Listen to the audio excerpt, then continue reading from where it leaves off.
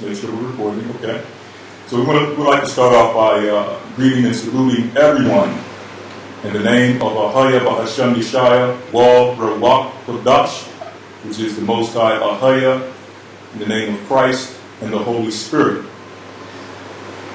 We welcome you to this Sabbath lesson in a continuation of a 12-week project highlighting the history of the 12 tribes of the nation of Israel. Last week we left off with the tribe of Benjamin, who we identified according to the Bible as well as history as the so-called Jamaicans and the predominant number of West Indian islanders. Also, I would like to mention on Benjamin, for those who have been wondering, if you have any questions concerning the other peoples outside of Jamaica, concerning who they are as far as identity. Do they also link to the tribe of Benjamin? Well, next week we're going to go into a lesson in which we're going to round off the other tribes in the West Indian Islands, such as Suriname, Guyana, and all those other areas within the Caribbean islands that also link to Benjamin. So we're going to do a continuation of Benjamin next week. This week, we're going to pick up with Ephraim and Manasseh. Ephraim and Manasseh. And believe it or not, when we're talking about Ephraim and Manasseh in the western hemisphere of the earth, we're also talking about the Caribbean islanders, the peoples of the Caribbean. We're going to find out that the children of Ephraim and Manasseh, before the tribe of Benjamin and Levi made their way over into the New World, were the original inhabitants of the Caribbean. So we're going to touch on some of that. But before we get into some of the secular history, we're first going to start off with the biblical history. You're going to find out today, as well as in the past weeks, you've been finding out that the history of the people who we call the 12 tribes of the nation of Israel, beginning with the so-called African American, beginning with the so-called Haitian and the so-called Jamaican and West Indian, their history does not start with the slave ships. They have a rich history which goes back thousands of years, beginning with the Bible. So when we talk about African American history, when we talk about Haitian history, when we talk about Jamaican and West Indian history, when we talk about the Puerto Rican and the Cuban history, we're talking about biblical history. Okay? So let's start off in the Bible with Ephraim and Manasseh. Okay?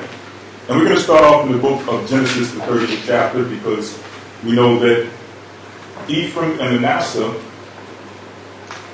are descendants of which of the 12 tribes?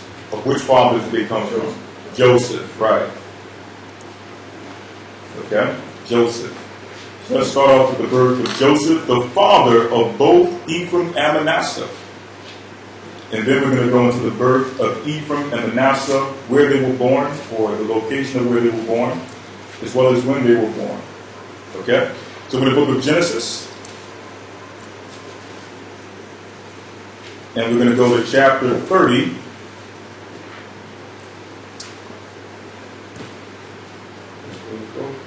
Yes, sir.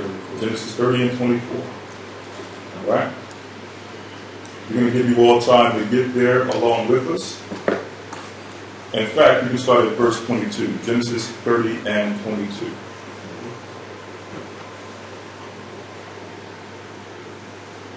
Genesis chapter 30, verse 22. And the Most High remembered Rachel, and the Most High hearkened to her and opened her womb. So it says, God remembered Rachel. So we know that Rachel is the mother of Joseph.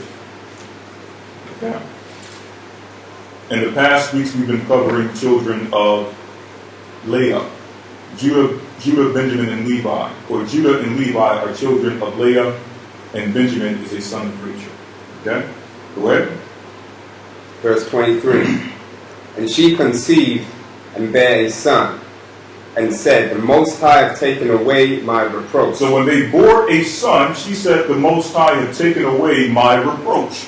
So we can see the idea and the concept of bringing forth children in the earth was an idea of joy, relief from grief and stress, whereas today it's the total opposite. Having a child is a time of mourning. It's depressive. Okay? But back then, when these women, both Rachel and Leah, bore children, they said what? God had taken away my reproach. Okay? And there's many examples of this with the birth of the 12 tribes. How they actually welcomed the idea of having children. Because they felt that the more children they had, the more Jacob would endear his love to them. That was the mindset back then. But today, it's a total contrast. But that's a whole other lesson for another day, right? Verse 24. And she called his name Joseph. So she called his name Joseph, which in ancient Hebrew is Rawchaa, but in modern Hebrew is Yosef. Go ahead. And said, the Most High shall add to me another son. She said that the Most High shall add to me another son. So that gives us the definition or the meaning of Joseph. It means he shall add. Okay? He shall add. Go ahead. Verse 25. And it came to pass, when Rachel had born Joseph, that Jacob said unto Laban, send me away, that I may go unto mine own place, and to my country. Right. Okay? So after Rachel bore Joseph, Jacob now asked Laban, the father of Rachel, to send him to his country, the country of his father's inheritance, which was the land of Canaan. Okay? Now let's go into the sons of Joseph in the book of Genesis, the 41st chapter.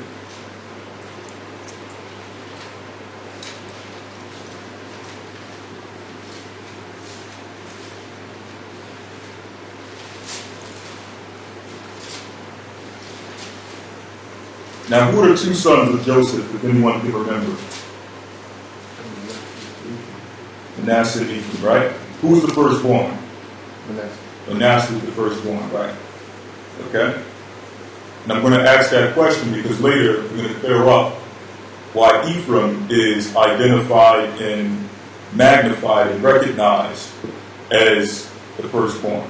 Even though he was secondborn, Ephraim would receive a blessing later in which he would be recognized as Jacob's or Joseph's firstborn. Okay?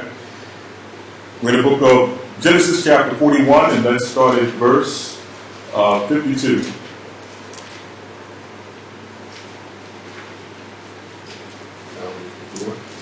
Uh, 51, Lawya. Genesis chapter 41, verse 51. And just to give some background history as to how we end up in Genesis, the 41st chapter, many of us are familiar, we should all be familiar with the story of Joseph and how he was sold into Egypt. Okay? Does anyone remember that? Does anyone remember the history of Joseph and how he made his way into Egypt? Okay? So, before we get there, let's go back a few verses. Forgive me here. Let's go back to the book of Genesis, the 37th chapter. Genesis 37, verse 3, because this is going to offer some background history as to how Joseph was sold. And I'm going to allow you all to pick up the pieces, right? So this is Genesis chapter 37, verse 3. Go ahead. Now Israel loved Joseph more than all his children. Right, so who is Israel? Jacob, right. So how did he receive the name Israel? He wrestled with the angel, right? And the angel gave him a blessing and said what? Anyone remember? Let's get the scripture on when Jacob wrestled the angel. Okay? Let's go to the book of Genesis, chapter 38. Okay, in fact, let's jump over a few chapters. 32, Lawya. Genesis the 32nd chapter.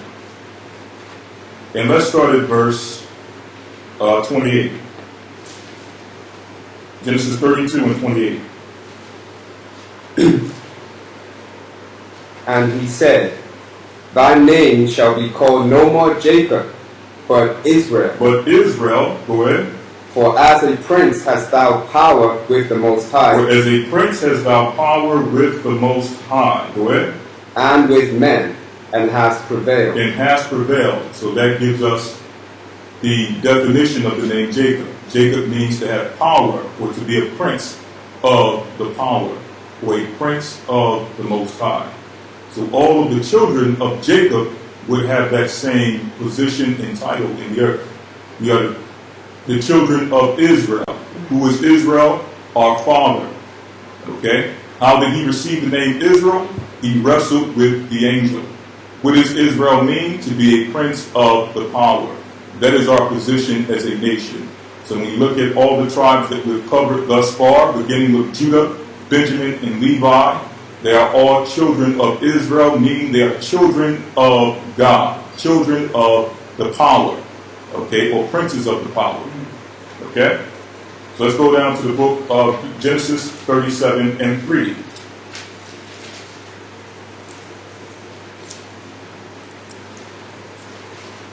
Genesis chapter 37, verse 3. Now Israel loved Joseph more than all his children. So we know Israel is Jacob, go ahead. Because he was the son of his old age. So it says that Joseph, or that Israel loved Joseph more than all of his children. So out of all the 12 tribes and all the 12 sons that were born of Jacob, his love was bestowed upon Joseph. He had favor with his father Jacob. Go ahead. Because he was the son of his old age. Because Joseph was the son of his old age. So before Benjamin, Joseph was initially the youngest son of Jacob. Go ahead. And he made him a coat of many colors. And he made him a coat of many colors. This is one of the most memorable events in Israelite history pertaining to Joseph. Usually when you think of Joseph, you think of one of two things. His time in Egypt, and you think of his coat of many colors. Okay, go ahead. And when his brethren saw that their father loved him more than all his brethren, they hated him. So they were jealous of Joseph. Why? Because Jacob bestowed his love upon Joseph. So all the sons had some type of envious jealousy and hatred towards Joseph. Go ahead. And could not speak peaceably unto him. And they could not speak peaceably unto him. Anytime they conversed with Joseph, it ended in contention and strife. Okay? The same way a jealous relationship takes place now. When people are jealous of each other, they find ways to bicker and argue. That's what the sons did to Joseph. Go ahead. Verse 5. And Joseph dreamed a dream, and he told it his brethren, and they hated him yet the more. So because Joseph had the ability to dream, the Most High blessed him with the gift to see visions, the brethren hated him even more. So their jealousy for him grew because of this spiritual ability. Go ahead. Verse 6. And he said unto them, Hear, I pray you, this dream which I have dreamed. Go ahead. For behold. So this ain't like the dream that we covered the other week with Martin Luther King and all the other civil rights leaders. This was a dream that was inspired by God himself. Okay? So when you read this and Joseph says, I have dreamed a dream, don't think about Martin Luther King Jr. and the stuff we covered the other week. This is a spiritual dream, which was revealed by the Most High Power. Go ahead. For behold, we were binding sheaves in the field, and lo, my sheaf arose, and also stood upright, and behold, your sheaves stood round about, and made obeisance to my sheaf. And his brethren said to him, Shalt thou indeed reign over us? Right, so they were peeved at Joseph, for lack of a better term, right? Because according to this vision, it says that his sheaf would be greater than the sheaf of his brethren. So his brethren said, are you saying that you're going to reign over us? Are you saying that you're going to be better than us? Go ahead. Or shalt thou indeed have dominion over us? Are you going to have dominion over us? Now see, the brethren at this time didn't understand the dream that was being shown to Joseph. They didn't understand that in a later event in history that Joseph would reign over them and that he would have dominion over them. Go ahead. And they hated him yet the more for his dreams and for his words. So his dreams only made the brethren hate him more and more. Go ahead. Verse 9. And he dreamed yet another dream, and told it his brethren, and said, Behold, I have dreamed a dream more, and behold, the sun and the moon and the 11 stars made obeisance to me. And he told it to his father and to his brethren, and his father rebuked him. So his father rebuked him. Jacob, or at this time whose name was changed to Israel, rebuked Joseph for this vision. Why? Because Joseph himself didn't understand the purpose of this vision. Okay? So when he initially heard it, he rebuked Joseph. Go ahead. What is this? And said unto him, What is this dream that thou hast dreamed? So Jacob asked Joseph, what is this dream that thou hast dreamed? What do you mean that the sun and the moon and the 11 stars will bow down unto you? What is the purpose of this? Are you saying that myself and your brethren will bow down unto you? Are you saying that you're going to be greater than your father Jacob? Go ahead. Shall I and thy mother and thy brethren indeed come to bow down ourselves to thee, to the earth? And his brethren envied him, but his father observed the same. Now his brother initially envied him. They used what Jacob said against Joseph as more firepower and more reason to hate Joseph. See, I told you he was off. See, even Dad figured it out, right? But Jacob later sat down and he observed, and he marveled upon it. He said, "Man, what does this mean? What does he mean that the sun, the moon, and the 11 stars will bow down unto him?" Okay, that was the wisdom of our father Jacob. Go ahead. Now keep in mind that this is the history of the father of the Ephraimites and the Manassites, who we're going to identify according to history and as well as the Bible as the so-called Puerto Ricans and the Cubans. This is the history of your father Joseph. All right? And I say that to say this, that your history goes back long before your colonization in the Americas. Okay? Your history goes way back farther than you can imagine. Okay? Joseph is your father. That's a deep saying in itself. To be able to identify Joseph, this great individual in the Bible, as your forefather. Okay? Go ahead. Verse 12. And his brethren went to feed their father's flock in Shechem. Now we're going to go past this story. I'm pretty sure you all can fill in the blanks of this record of how he went to go, or the brethren went to go feed the flocks. Right? Exactly.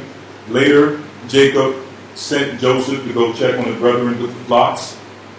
The brethren saw Joseph coming with this coat of many colors, and before he came, they conspired and said that this is our opportunity to slay our brother Joseph. We can do away with him at this moment and never again have to worry about his child. We don't have to worry about him, his dreams, or his coat of many colors. We can deal with him right now at this instant. Later, it was Reuben, if I'm not mistaken, who later came and said, well, listen, let's not kill him. Let's not totally murder him. Let's come up with another plan. So the second plan was what? To sell him. Was it destroyed? Initially, they did what? What did they do with his coat of many colors? It made it seem like the animal killed. It made it seem like he was killed by an animal. Right. And they put the blood of the animal on the coat of many colors. They took it back to Jacob. And initially, they put Joseph in a pit. Right? They put him in a pit. And then later, they said, well, listen, they saw some, I believe it was Midianites who came, and they saw the Midianites. They sold them to the Midianites. The Midianites later went into Egypt.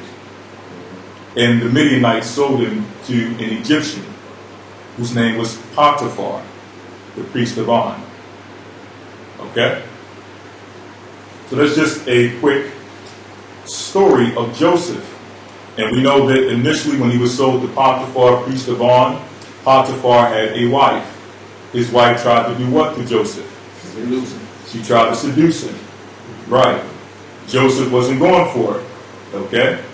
Joseph was a man of virtuosity and chastening. So he stood his ground, but because he stood his ground, the woman decided that she would call out, I guess in this society you would say rape, right? As a way of getting Joseph detained.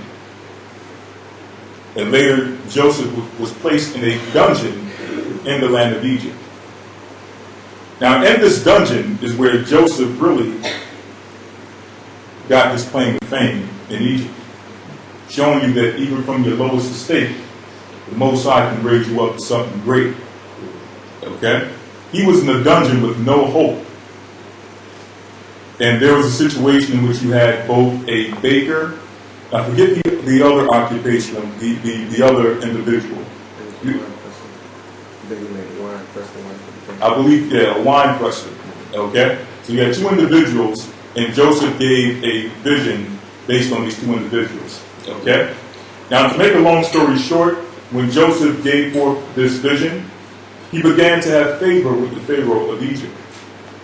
Later, Joseph had a vision in which, or he was able to interpret the vision of the Pharaoh of the 7 years of plenteous and the 7 years of famine.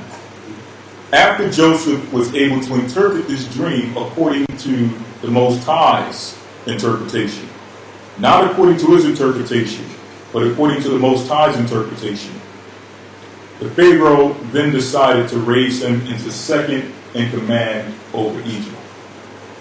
Okay? So he became the vizier over the land of Egypt. So once Joseph was raised up to this position, which we're going to read, he later had 2 sons. And when he had these 2 sons, he named them Ephraim and Manasseh for a purpose. And we're going to get that purpose out of the Bible. But let's go to the book of Genesis 41, and we're going to start at verse 20. Let's see here.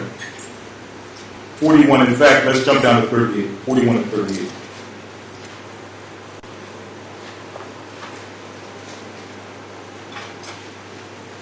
Genesis chapter 41, verse 38. And Pharaoh said unto his servants, Can we find such a one as this is, a man in whom the Spirit of the Most High is? You see that? So even the Pharaoh acknowledged that Joseph had the Spirit of the Most High God, which means that Pharaoh knew that his gods were worthless, and that the Spirit that was in Joseph was the Spirit of the true God. And it was that true God, or the Spirit of the true God that was in Joseph, that allowed him to interpret that vision properly. Correct? Verse 39. And Pharaoh said unto Joseph, Forasmuch as the Most High hath showed thee all this. So we said God had showed thee all this, not Ra, or Isis, or Osiris, or I don't care what names you call them. They're all false gods and false deities. The Pharaoh understood that it was the God of the Hebrews that revealed the information unto Joseph, not his gods. Okay? Correct? There is none so discreet and wise as thou art. So based on the Spirit of God that is in you, there is none that's so wise in the street as you are. Now we thought that the Egyptians had all the wisdom and the knowledge and the understanding. But Pharaoh acknowledged that the God of the Hebrews revealed unto Joseph the true wisdom and the true knowledge that allowed him to be able to interpret the dream. And that interpretation allowed him to now gather and store corn and produce so that they could survive for the 7 years of famine. Okay? So this was a lifesaver for the Pharaoh. Go ahead. And the people of Egypt. Go ahead. Verse 40. Thou shalt be over my house. So he placed Joseph. Remember, this is the father of the so-called Puerto Ricans and the Cubans. He placed Joseph, your father, over his house. Go ahead. And according unto thy word shall all my people be ruled. So according to your word shall all my people be ruled. So Egypt was ruled by the word of Joseph. Go ahead. Only in the throne will I be greater than thou. So only in the throne will I be greater than thou. Of course, because I'm the Pharaoh, I'm the king, I have more power than you. But whatever you say is what goes in Egypt. Okay? You are the spiritual guidance of this land. Okay? Go ahead. Verse 41. And Pharaoh said unto Joseph, See, I have set thee over all the land of Egypt. Go ahead. And Pharaoh took off his ring from his hand, and put it upon Joseph's hand, and arrayed him in vestures of fine linen, and put a gold chain about his neck. Now remember that before this time, Joseph was where? He was in a dungeon. He's being taken out of a dungeon, out of raggedy clothes, right? Filthy. And now he's being placed in a position in which he has what? He has a gold ring, vestures of fine linen, and what else? A gold chain about his neck. And he put a gold chain about his neck. So you thought that that style of gold chain was new. Okay? They were doing the same thing in Egypt. When Joseph became ruler of Egypt, he also put the gold chain about his neck. Okay? And I hear some people break it down with philosophy, or the gold chain that represents slavery. No, it don't represent slavery. Okay? We were wearing gold chains back in Egypt, and we wore chains in Israel. Read the book of Ezekiel, the 34th chapter, where the Most High speaks about the great clothing and the great jewels that he placed upon his people, one of which was a chain of gold. Okay? It represents royalty. Okay? Regalness, not slavery. Go ahead. Verse 43. And he made him to ride in the second chariot which he had. And they cried before him, bow the knee. And he made him ruler over all the land of Egypt. So Joseph became the ruler over all the land of Egypt. Go ahead.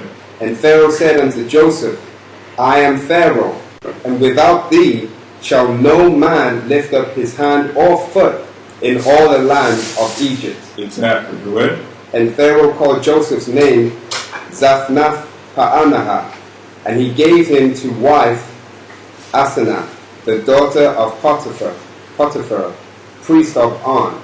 And Joseph went out over all the land of Egypt. And Joseph was 30 years old when he stood before Pharaoh, king of Egypt. So now we see Joseph in a state of regalness in rulership over the land of Egypt. Okay? Now we're going to jump down to the birth of his sons, starting in the book of Genesis chapter 41, verse 51. Go ahead. And Joseph called the name of the firstborn Manasseh. So remember, Manasseh was the firstborn. In Hebrew, Manasseh is Manasah. Manasah, which means made to forget. So what was Joseph made to forget in the land of Egypt once he was raised up to his position? Go ahead. For the Most High said, He hath made me forget all my toil and all my father's house. He hath made me to forget all my toil and all my father's house. So based on that, he named his firstborn son Manasseh or Manasah, which means made to forget. Go ahead. Verse 52. And the name of the second called he Ephraim. Ephraim, which in Hebrew is Ephraim. Go ahead. For the Most High have caused me to be fruitful in the land of my affliction. Because the Most High caused me to be fruitful in the land of my what? Affliction. In the land of my affliction. So Ephraim means I am fruitful. Ephraim. Why? Because God caused Joseph to be fruitful in the land of his affliction. So the names of the sons of Jacob had meaning, true meaning. Okay? And I want to make this disclaimer also. The true name of the so-called Puerto Ricans and Cuban is not Puerto Rican and Cuban. Okay? Those are false names. Your true name is Ephraim, meaning I am fruitful, and Manasseh, meaning made to forget. Those are your true biblical names and your identities. Okay? Anything else is a slave name. Anything else is a Gentile name. All right? Now, moving on to the promises that were promised unto Ephraim and Manasseh. Let's go to the book of Genesis chapter 49, and we're going to read verse 22. Genesis chapter 49, verse 22.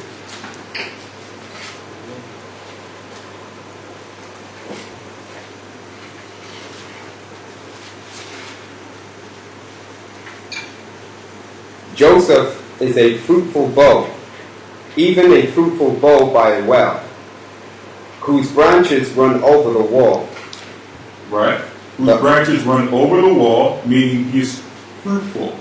When it says your branches run over the wall, it's speaking about a vine that makes its way over a wall.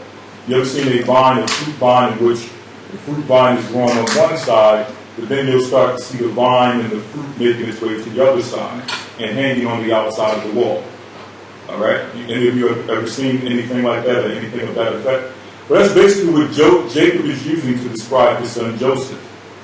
His fruit is so prosperous, it began to make their way over the wall. Okay? That just means he has many children. Go ahead. Verse 23. The archers have sorely grieved him. The archers have sorely grieved him. We're going to get the history of the archers that grieved him. Go ahead. And shot at him and hated him. They shot at him and hated him, even so much that they decimated the population of Ephraim and Manasseh in the New World. Speaking about the conquistadors. We're going to get their history later in this segment. Go ahead. But his bow abode in strength, and the arms of his hands were made strong by the hands of the mighty power of Jacob. From thence is the shepherd, the stone of Israel, even by the power of thy father, who shall help thee, and by the Almighty, who shall bless thee with blessings of heaven above, blessings of the deep that lieth under thee, blessings of the breast and of the womb. The blessings of thy father have prevailed above the blessings of my progenitors, unto the utmost bound of the everlasting hills. They shall be on the head of Joseph, and on the crown of the head of him that was separate from his brethren. So these are all the blessings that will come upon Joseph and his children. And it says, upon the crown of the head of him that was separate from his brethren. You remember that Joseph was separated from his brethren when? When he was sold to go into the land of Egypt. Okay? Is that it on Joseph there? Mm-hmm. All right, let's go to the book of Deuteronomy chapter 33, verse 13.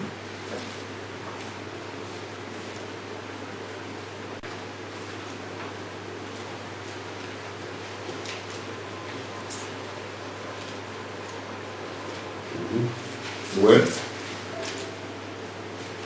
Deuteronomy chapter 33, verse 13. And of Joseph he said, blessed of the Most High power be his land. Blessed of the Most High power, Ahaya, be his land. So we know that the land of Joseph would be a blessed land. Go ahead. For the precious things of heaven. For the precious things of heaven. His land would be precious. Okay? Based on the blessing from heaven. Go ahead. For the dew and for the deep that coucheth beneath. Go ahead. And for the precious fruits brought forth by the sun. And for the precious fruits brought forth by the sun. And we look at both the lands of Cuba and Puerto Rico. These lands are blessed with precious fruits. Okay, it's a very beautiful land, blessed with very tropical and exotic fruits, and it's a very exotic region of the earth. Okay, speaking about the land of both Ephraim and Manasseh. Go ahead. And for the precious things put forth by the moon. Go ahead. And for the chief things of the ancient mountains, and for the precious things of the lasting hills, and for the precious things of the earth, and fullness thereof, and for the good will of him that dwelt in the bush, let the blessings come upon the head of Joseph, and upon the top of the head of him that was separated from his brethren. Exactly. Now, when you go into this book here, American Holocaust, and when they go into the history of when the conquistadors and the conquerors made their way into the Americas, they detail that the lands that they came across, the lands of California and North America, the lands of Mexico and the different lands of South America and the Caribbean islands, including the lands of Puerto Rico and Cuba, that these places seemed like paradises compared to what they had in Europe. Okay?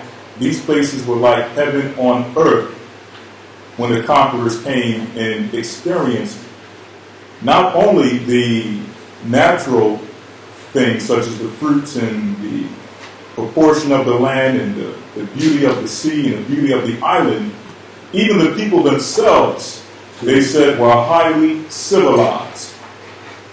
And they had systems of high civilization.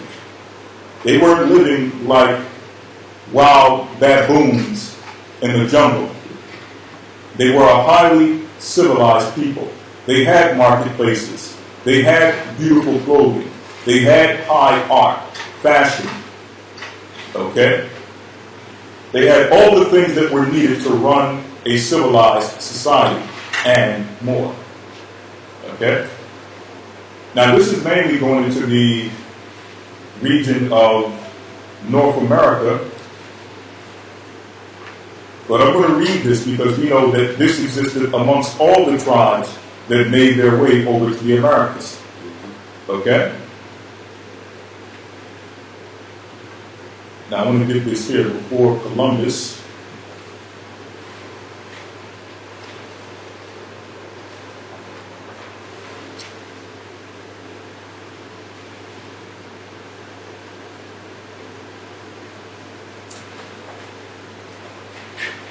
You can start here. Now this is mainly in South America. Tenochtitlan, which I believe was the Mayans, a Mayan city in South America. But again, we know that this type of civilization existed amongst all of the tribes in the Western world, who had made their way to the Western world. Okay? And moreover, Go ahead. Moreover. this is on page 4 of American Holocaust. Moreover, according to Hernando Cortez. Now, Hernando Cortez was one of the conquistadors. And he's recognized as the chief and the first conquistador in the Americas. Okay? Conquistador basically means conqueror. Okay? Or conquest. Go ahead. One of the first Europeans to set eyes upon it. It was far and away the most beautiful city on earth. They said it was the most beautiful city on earth. Go ahead.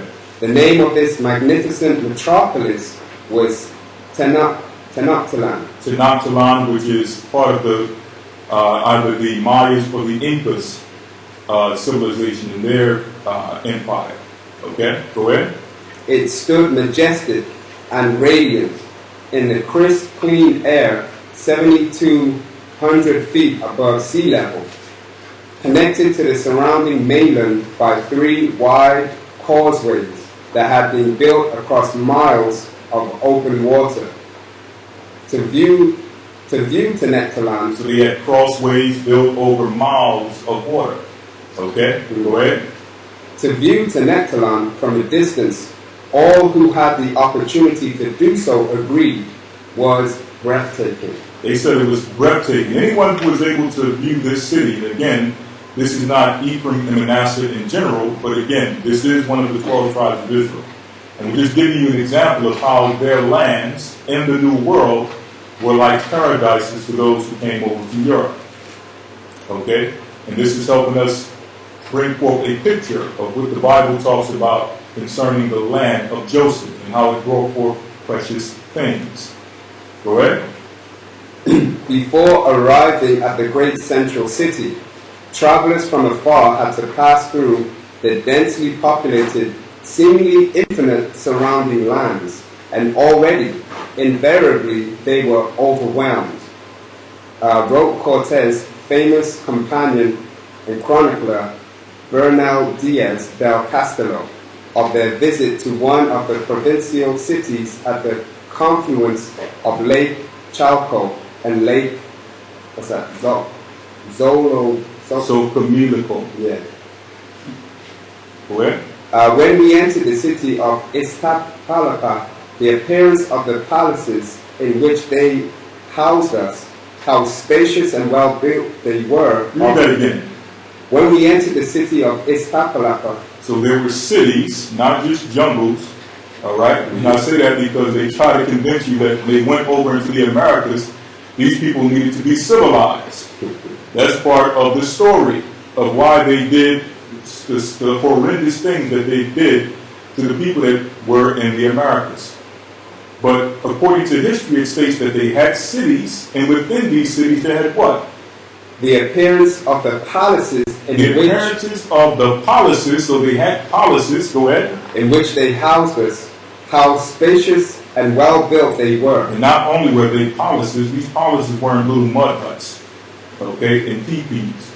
These were big, huge palaces, and they said that when they went inside of these palaces, they were so spacious. Okay? Remember, this is supposed to be the same guys who broke the civilization. Okay? Go ahead. Of beautiful stonework Of beautiful stonework, go ahead.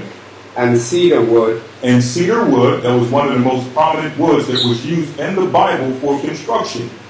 Okay? Solomon's temple used cedar's wood. I believe parts of the tabernacle used cedar wood. Okay? Go ahead.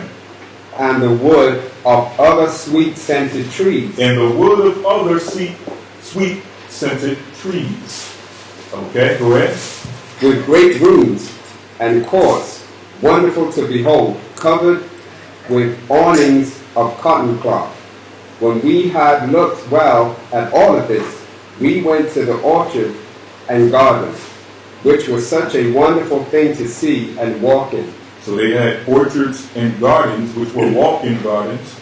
So they had it constructed in which you can actually walk around. I'm pretty sure you've seen modern examples of this, in which there's huge gardens, and with the gardens you have pathways that lead you into different sections of the garden. Go ahead.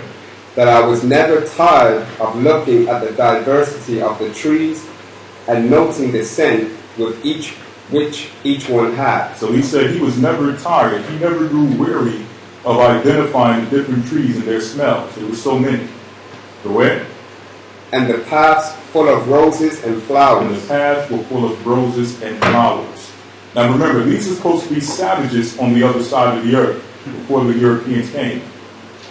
Go ahead. And the native fruit trees and native roses, and the pond of fresh water.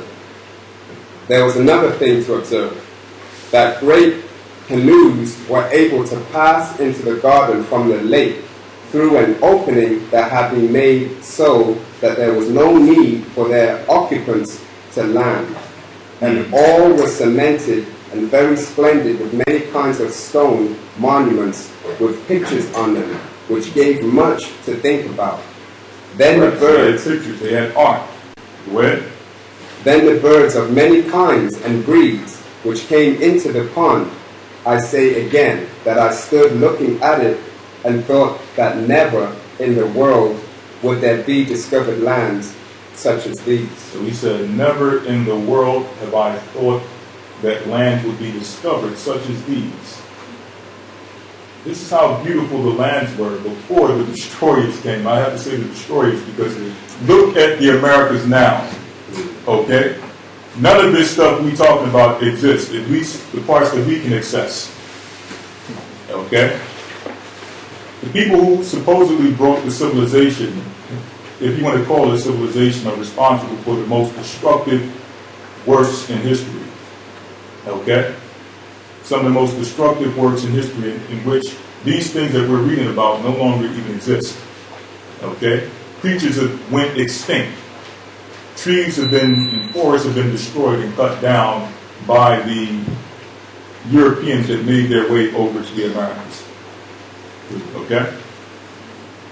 Now there's much, much more that you can read about in this book concerning the state of the Americas before the conquerors came. Okay? But we're going to go back into the Bible and we're going to detail how Ephraim and Manasseh made their way over into the Americas. And this story, believe it or not, is some of the unpleasant history of the 12 tribes of Israel. We're going to start off with Solomon, and we're not going to read the whole story of Solomon because we went into the whole story of Solomon last week. But what we are going to do is we're going to go into the prophecy of how the kingdom was split and rendered from Solomon and how that prophecy came to pass later in 1 Kings, the 12th chapter. Okay? So we're going to start in 1 Kings 11.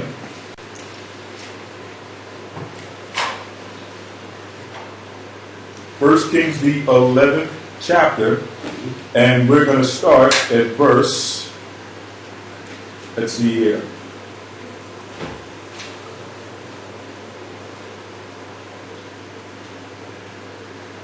We're going to start at verse 31. In fact, we're going to start at verse 26. 1 Kings 11 and 26. And Jeroboam, the son of Nebat, the son of Nebat, an Ephraimite, Ephrathite, of Zerida, Solomon's servant, whose mother's name was Zeruiah, a widow woman, even he lifted up his hand against the king. So the Most High made it to where Jeroboam, who was a servant of King Solomon, initially a servant of King Solomon, later rebelled against Solomon. It would be the same Jeroboam who would go and begin what is called the northern kingdom of Israel. Okay? Go ahead. Verse 27. And this was the cause that he lifted up his hand against the king. So this is the reason why Jeroboam rebelled against King Solomon. Go ahead. Solomon built Millo and repaired the breaches of the city of David his father. And the man Jeroboam was a mighty man of valor. So Jeroboam was a great warrior. Go ahead. And Solomon, seeing the young man that he was industrious, he made him ruler over all the charge of the house of Joseph. So everything that had to do with the children of Joseph or the house of Joseph, Solomon placed Jeroboam over those, over that particular part of his kingdom, okay? Or that area of his kingdom to deal with the things that pertain to Joseph. Okay, go ahead. And it came to pass at that time when Jeroboam went out of Jerusalem that the prophet Ahijah and the Shilonite found him in the way And he had clad himself with a new garment. So Jeroboam clad himself with a new garment. Go ahead. And they too were alone in the So field. both Ahijah and Jeroboam are alone in the field. Go ahead. And Ahijah caught the new garment that was on him, and rent it in 12 pieces. So he snatched the garment from Jeroboam. And he rent this garment into 12 pieces. The 12 pieces representing what? The 12 tribes of the nation of Israel. Go ahead. Verse 31. And he said to Jeroboam, take thee 10 pieces, for thus saith the Most High, the power of Israel. Behold, I will rend the kingdom out of the hand of Solomon, and will give 10 tribes to thee. So the Most High, through the prophet Ahijah, told Ahijah to take 10 pieces of this garment and to give 10 pieces unto Jeroboam. And this represented that the 10 tribes of Israel, which would later be known as the Northern Kingdom, would now be under the authority of Jeroboam. Go ahead. Verse 32. But he shall have one tribe for my servant David's sake. There would be one tribe for David's sake, that one tribe being the tribe of Judah. But as we proved last week, Judah was joined with both who? Benjamin and Levi. Benjamin later, after they got over the stint of warring with Judah, initially after the kingdom was taken from Saul and given to David, there were wars and strife between Judah and Benjamin. But after those wars died down, Benjamin later strengthened the house of Judah and became part of the house of Judah in the southern kingdom. Later, when Jeroboam took control of the northern kingdom of Israel, he excommunicated all the Levites from executing the priest's office in the northern kingdom. And he set up his own priests who were false priests. So all the Levites eventually went into the southern kingdom, along with Judah and Benjamin. And that became the southern kingdom of the nation of Israel. Okay? So that's how you got the 10 tribes under Jeroboam and the 3 tribes under Judah. And if you remember, Levi was initially not a tribe. He was a priest. Okay? Later, Dan no longer was a part of the tribes, and Levi took his place, making it 12 tribes. Okay? Go ahead. But he shall have one tribe. He shall have one tribe. Go ahead. For my servant David's sake. So for David's sake, I will keep one tribe in the land of Jerusalem. Now, what was the promise that God made with David that caused the Most High to keep the one tribe in Judea? Exactly. Through the loins of David would the Savior come. So in order to maintain that promise, Judah had to remain in the southern kingdom. Okay? To fulfill the promise that was given to King David. Okay? Go ahead. And for Jerusalem's sake, the city which I have chosen out of all the tribes of Israel. So out of all the tribes of Israel, the Most High chose Jerusalem. That's where he placed the temple.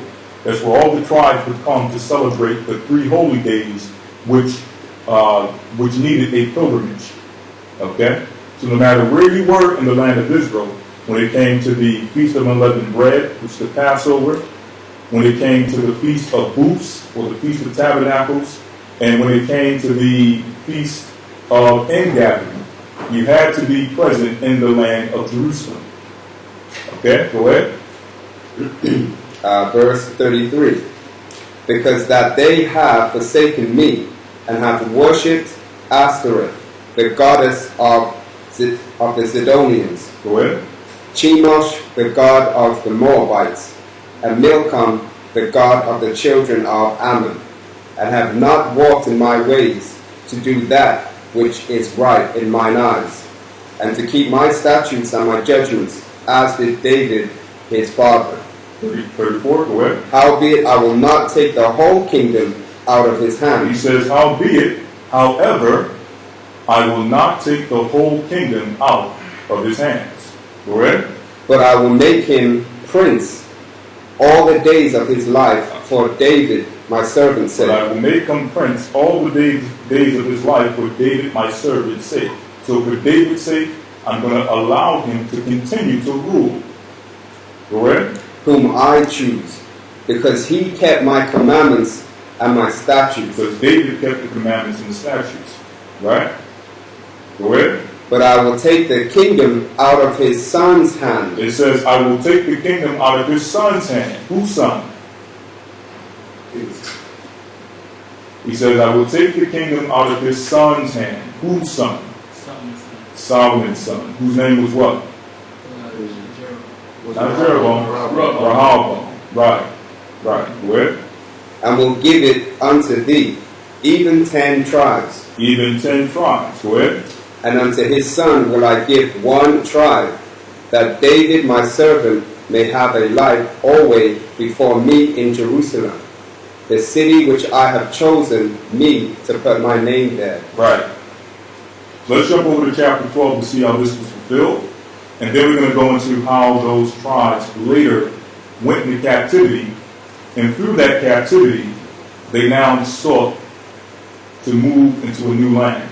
And from that new land, we're now going to go into some of the secular history of both Ephraim and Manasseh. Okay? And now let's go to the book of 1 Kings chapter 12. And let's read verse 21. Now to make a long story short, when you go back and read the story, Rehoboam now took over the kingship after Solomon passed on. So Rehoboam was faced with a decision. All the men that reigned with Solomon, his father, told Rehoboam to lay off the people. Okay, be easy upon the people. Okay, be liberal. Then you had the young men who were raised with Rehoboam. And the young men that were raised with Rehoboam convinced him to be harder upon the people, even harder than Solomon, his father, specifically upon the northern tribes. So instead of Rehoboam listening to the counsel of the older men, the wiser men, he instead listened to the counsel of the younger men. And because of that counsel, it caused the prophecy to come to pass. Okay? A rift took place between the northern and the southern kingdom. When the northern kingdom went back up into the north of Israel, they said, listen, we have no inheritance with the sons of David. Jeroboam, seeing this as an opportunity, later came in and decided to use this to now take control of the northern tribes. But the way he did it was off. We know it was according to prophecy, but the way he did it was off. We're going to read how he did it. Let's jump down straight to the point, verse 25. 1 Kings chapter 12, verse 25. Then Jeroboam built Shechem in Mount Ephraim, and dwelt therein, and went out from thence, and built Penuel. And Jeroboam said in his heart, now shall the kingdom return to the house of David. So he says, now shall the kingdom return to the house of David. The house of David being the southern kingdom, Judah. So in order to prevent the northern tribes, 10 tribes, from returning to the house of David, he came up with a plan. What was this plan? Go ahead. Verse 27.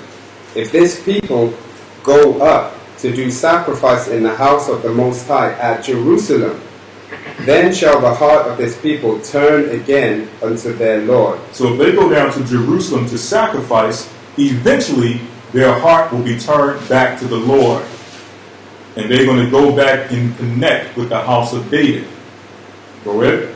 Even unto Rehoboam, king of Judah. Right, they're going to be up under Rehoboam. Go ahead. And they shall kill me, and go again to Rehoboam, king of Judah. So there will be no use for me, is what Jeroboam is saying. So because there's no longer a use for me, they will kill me and return back unto Rehoboam, king of Judah. Go ahead. Whereupon the king took counsel and made 2 calves of gold. So he took counsel and made 2 calves of gold.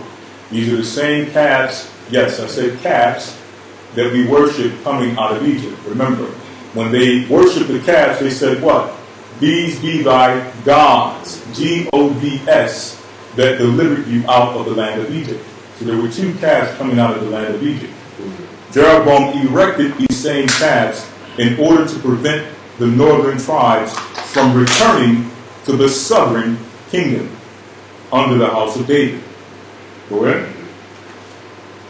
Whereupon the king took counsel and made 2 calves of gold, and said unto them, It is too much for you to go up to Jerusalem. Behold thy gods, O Israel. So he said, it's too much for you to go to Jerusalem. I got to go to Jerusalem 3 times a year. You got to go there. You got to worry about your family, your sacrifices. Why not just worship up here? Here's the gods that delivered you out of the land of Egypt. You can stay in the comfortability of this land, of your vicinity. You can bring your sacrifices right here. You don't have to go to Jerusalem no more. Just recognize these calves as the gods that delivered you out of Egypt. Okay? Go ahead. Behold thy gods, O Israel, which brought thee up out of the land of Egypt. And he set the one in Bethel. So he set one in Bethel, which is the most southern extremity of the northern kingdom. Go ahead. And the other put he in Dan. And he put the other in Dan, which is the most northern extremity of the territory of the northern kingdom. Go ahead. And this thing became a sin, for the people went to worship before the one, even unto Dan. Right. Go ahead. And he made an house of high places, and made priests of the lowest of the people, which were not of the sons of Levi. So he brought in priests which were of the lowest sort of the people, which were not of the tribes of Levi. So when he did this, he told all the Levites, hey, y'all got to get out of here. Y'all can no longer execute the priest office in the northern kingdom. You must leave. So the Levites then went to the southern kingdom, because their services were no longer needed amongst Jeroboam's kingdom. Go ahead. Verse 32. And Jeroboam ordained a feast in the 8th month, on the 15th day of the month, like unto the feast that is in Judah. And he offered upon the altar. So did he in Bethel, sacrificing unto the calves that he had made. And he placed in Bethel the priests of the high places which he had made.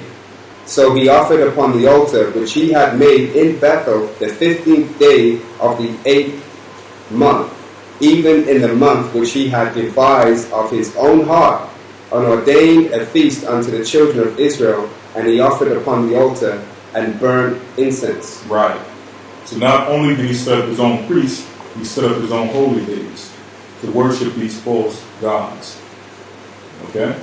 Now let's go to the book of Hosea 11 and 12.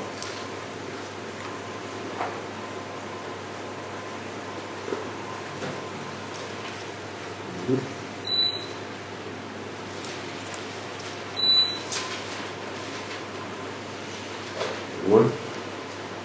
Hosea 11. In fact, let's get Hosea. Let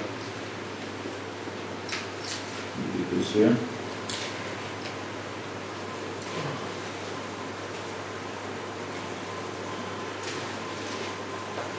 It tells us that Ephraim departed.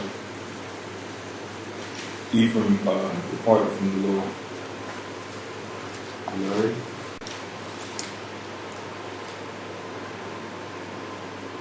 Hosea 11 and 12. Salakia. The book of Hosea 11 verse 12.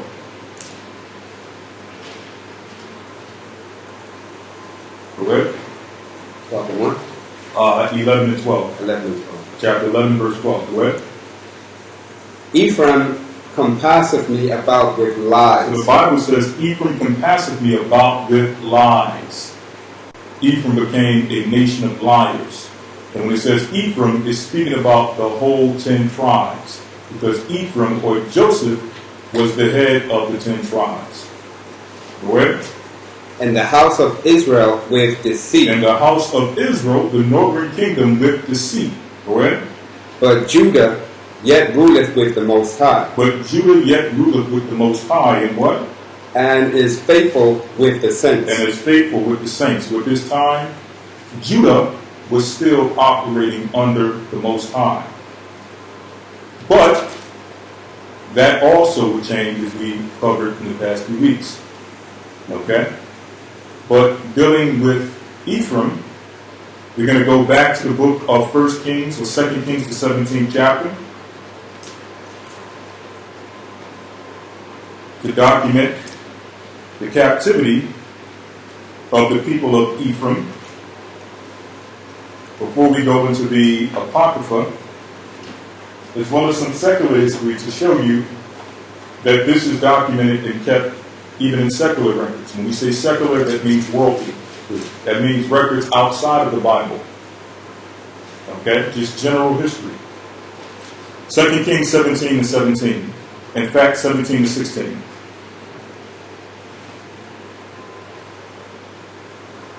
And they left all the commandments of the Most High their power, and made them molten images, even to calves, and made a grove, and worshipped all the hosts of heaven, and served Baal. These are the same exact 2 calves that were being worshipped and set up by Jeroboam.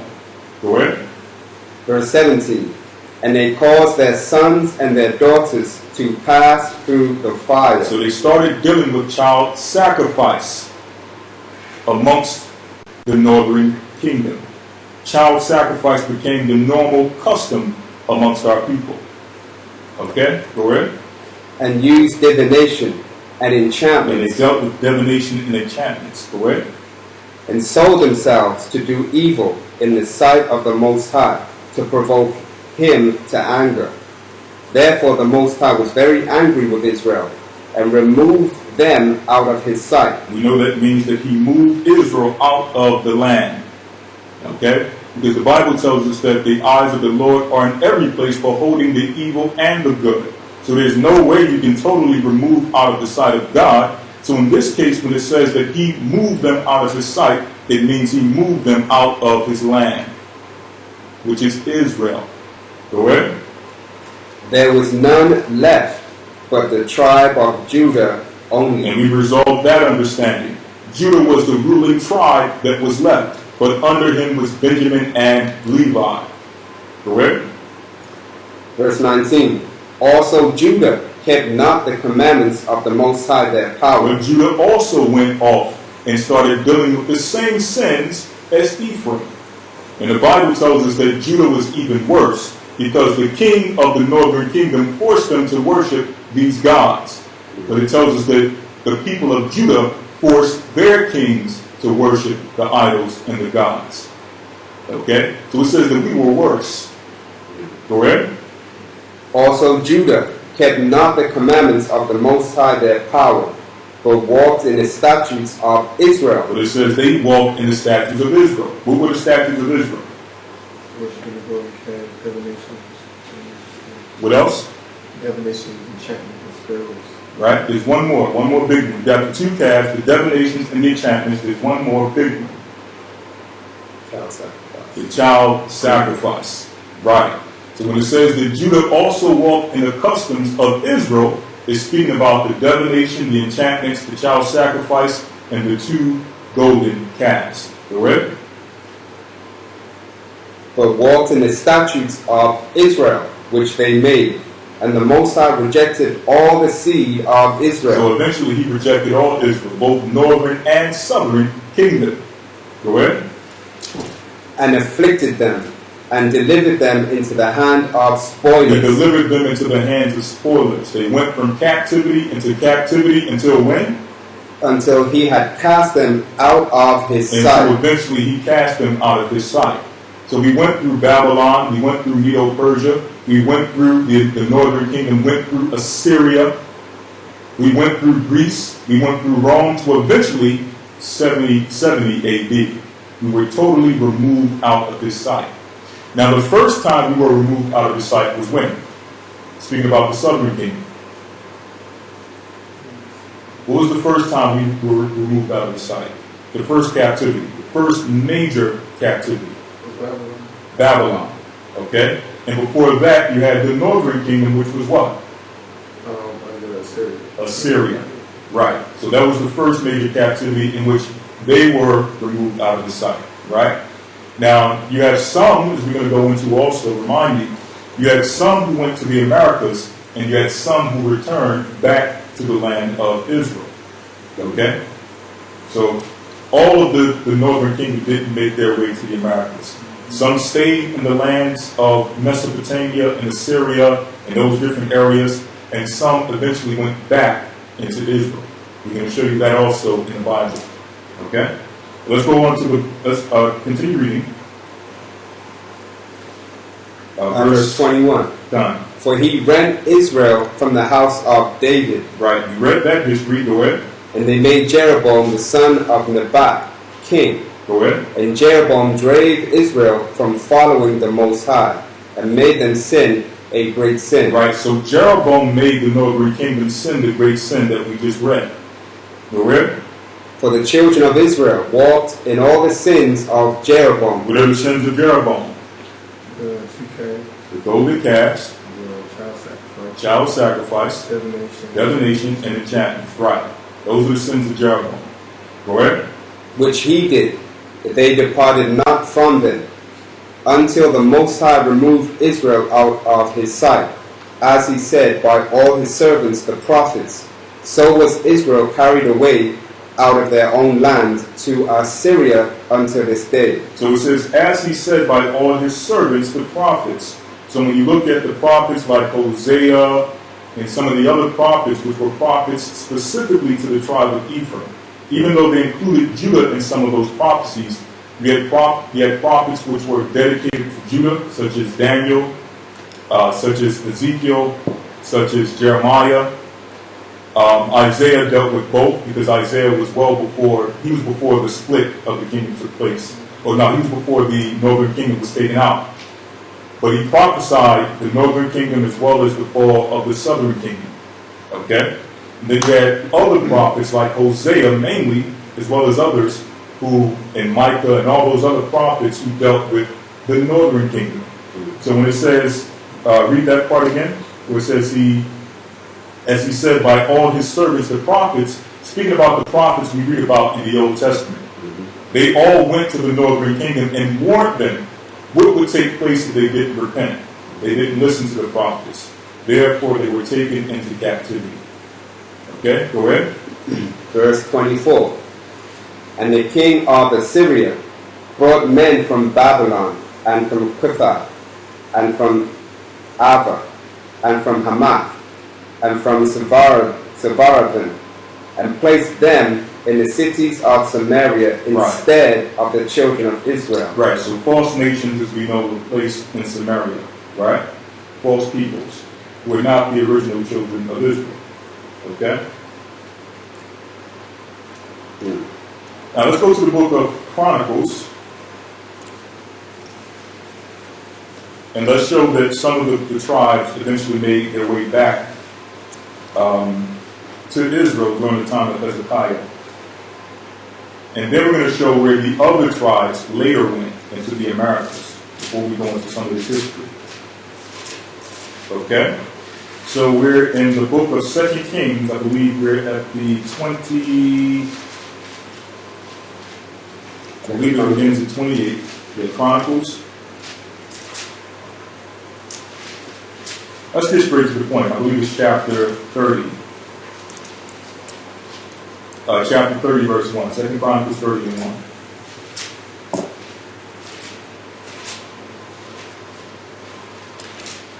1. Second Chronicles chapter 30, verse 1.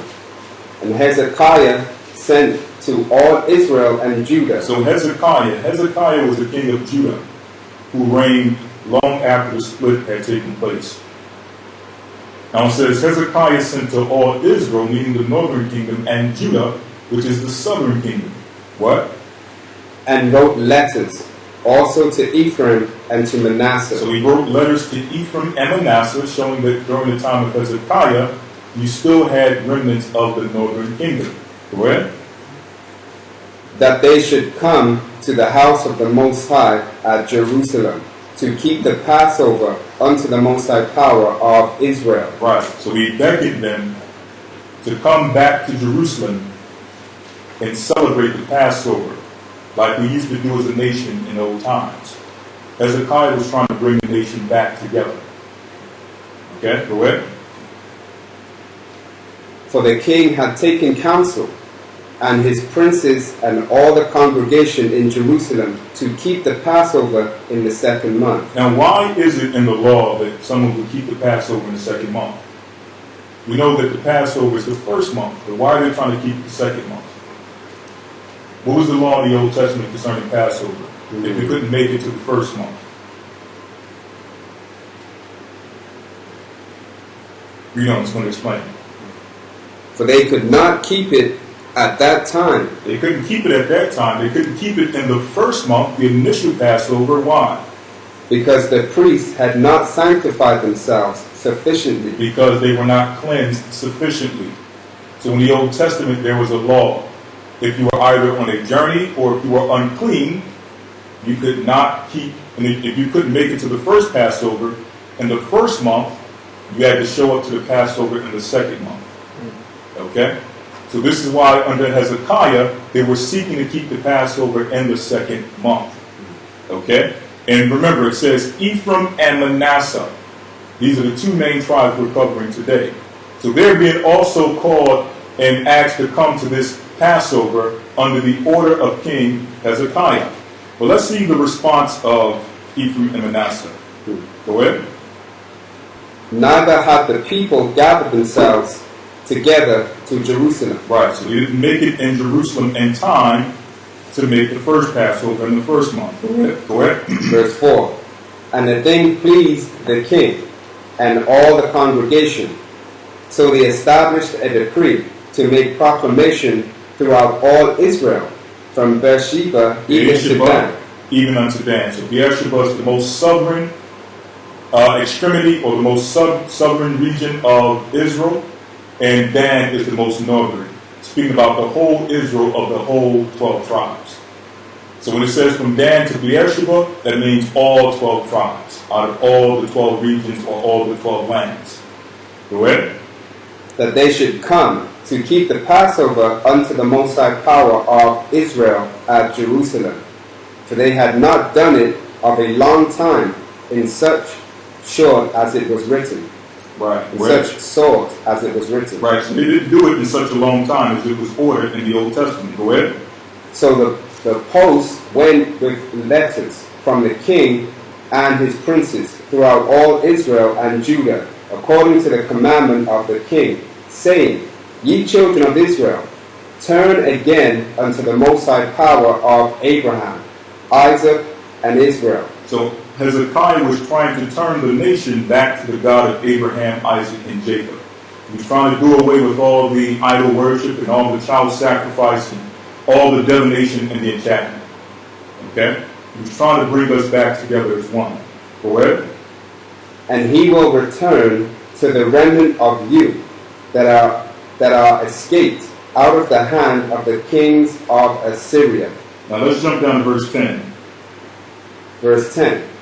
So the post passed from city to city through the country of Ephraim and Manasseh, even unto Zebulun. Right, to show you that Ephraim, Manasseh, and Zebulun were still, remnants were still in Israel, even after the split.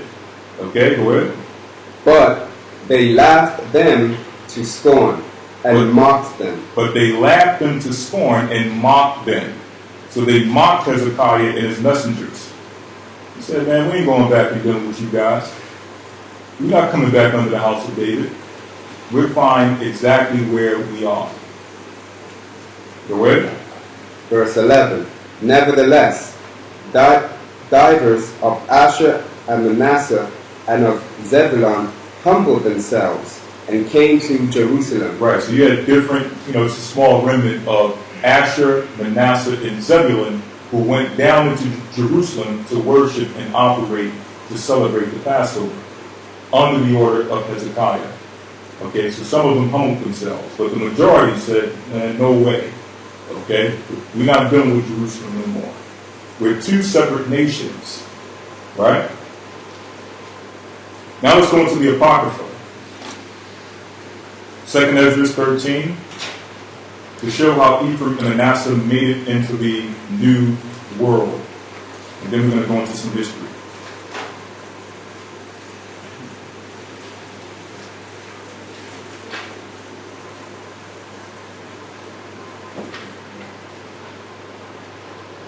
And we start at verse 39. 2nd Ezra chapter 13, verse 39. And whereas thou sawest that he gathered another peaceable multitude unto him. The other peaceable multitude being a part of the prophecy of 2nd Ezra, the 13th chapter. There was another peaceable multitude which was gathered by Christ when he returned. Who is this peaceable multitude? What? Verse 40. Those are the 10 tribes which were carried away prisoners out of their own land in the time of Hosea the king. Hosea the king, which was the king of the northern kingdom at the time of the captivity. Go ahead. Whom Salmanasseh, the king of Assyria, led away captive. So Salmanasseh, the king of the Assyrians, led them away captive.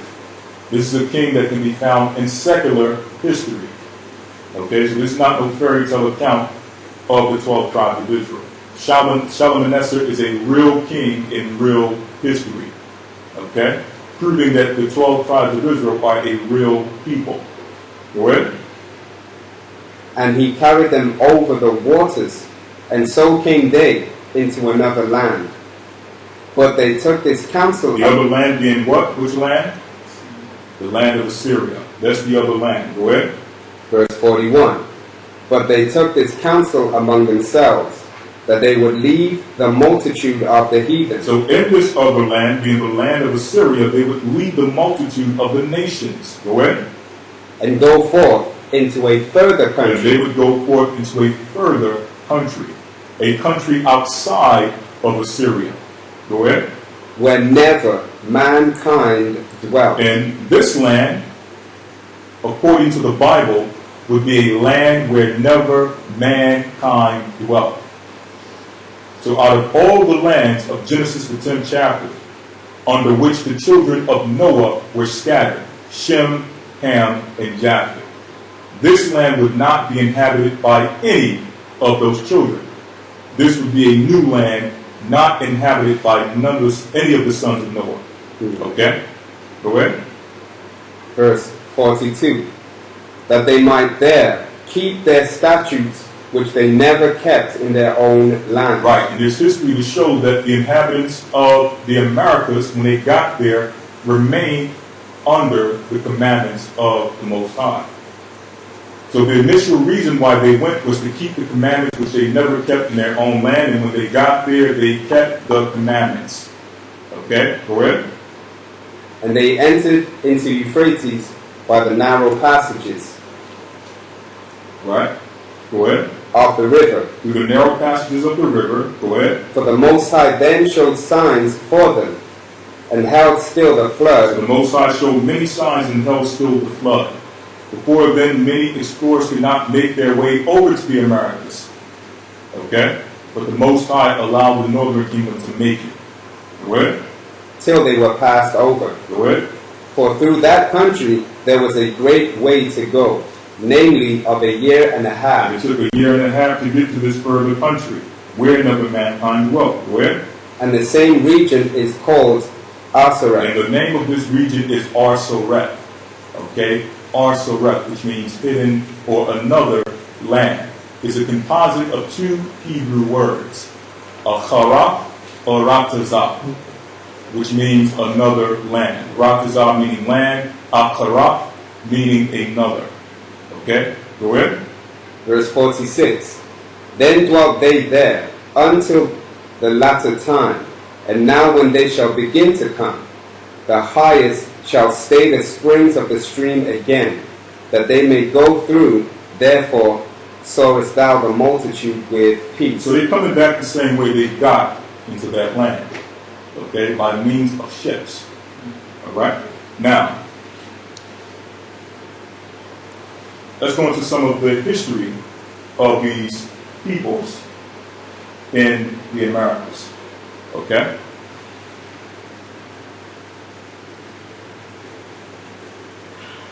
We're going to start off with Manasseh.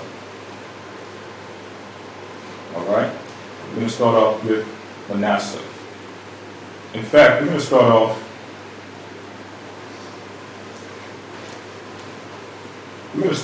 with some history on Columbus and what he found when he came to the Americas. In fact, how did he find the Americas? Because many people think that when Columbus went to do his exploration, his initial achievement was to attempt to prove, something to the effect that he was trying to prove that the earth was round and not flat. Or we found out that the earth was round and not flat. And his initial expedition and exploration was supposed to go into India. But instead he happened upon America. And when he got there, that's why he erroneously called the people there Indians. Okay? I believe Indian is a derivative of indigenous. So that's a lie.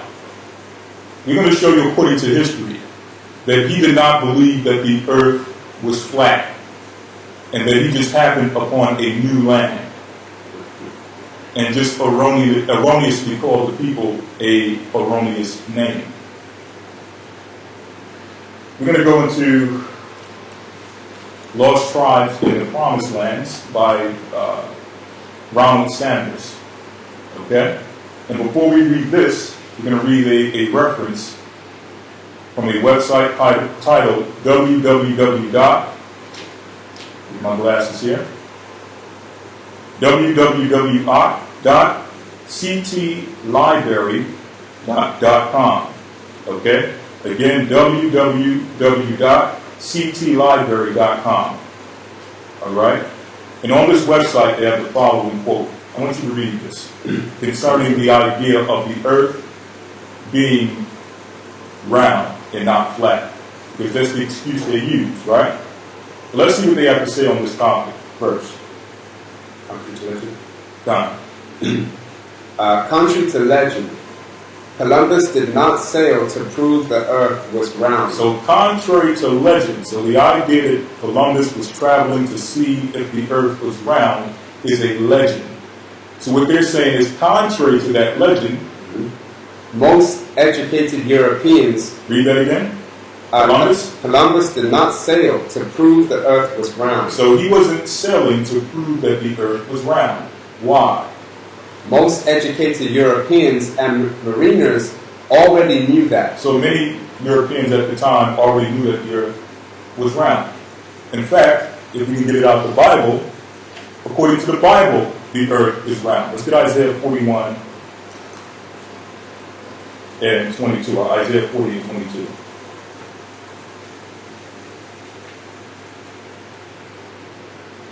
Okay?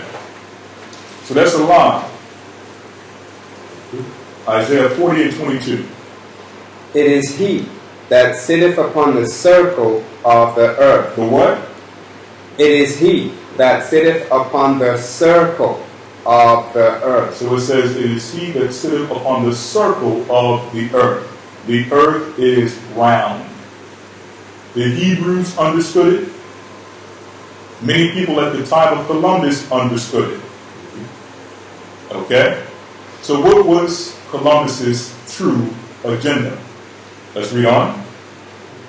Contrary to legend, Columbus did not sail to prove the earth was round.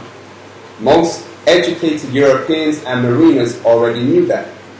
Columbus estimated the size of the Atlantic Ocean partially from reading his Bible. Reading what? His Bible. His what? His Bible. So Columbus estimated the size of the earth from reading his Bible. Okay? You mean to tell me the Bible is not a scientific, geographical, historical record? This is what Columbus used as a map to find the new world. Okay? Go ahead. But they can't tell you that. The Bible was used to find America. But then come around and tell you that the Bible is a fairy tale book and it's not scientific, they can't do so.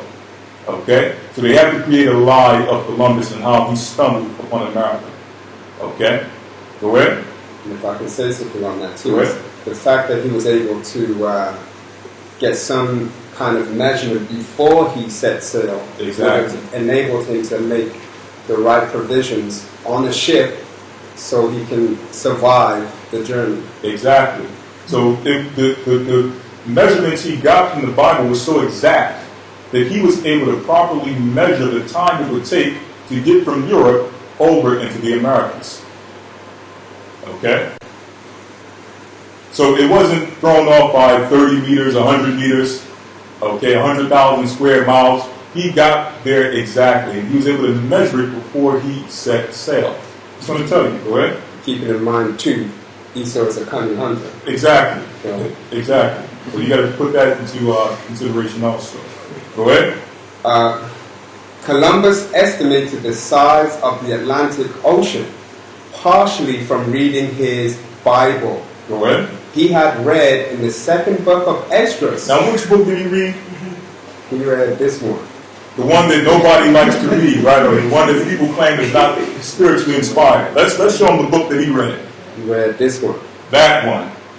Okay? The book of 2nd Esdras out of the Apocrypha, the same book you claim is not spiritually inspired and doesn't belong in the Bible. It's the same book that Columbus used as a map to find the Americas. Okay? So my question is this.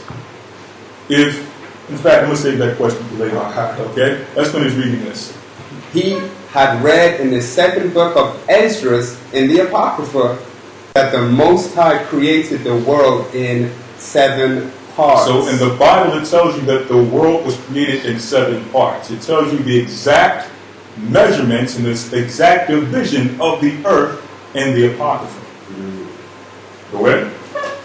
6 of them dry land, and on the 7th water. Go ahead. He thus calculated that the ocean separating Portugal from Japangu or Japan Go ahead.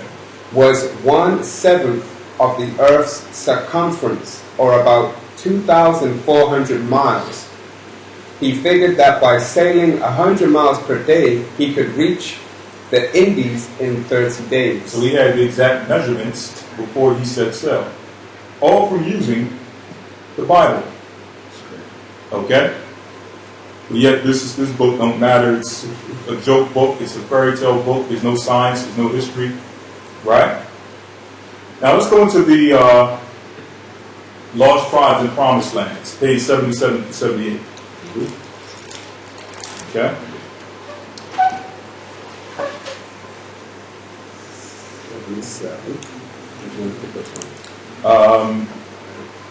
A striking element. In fact,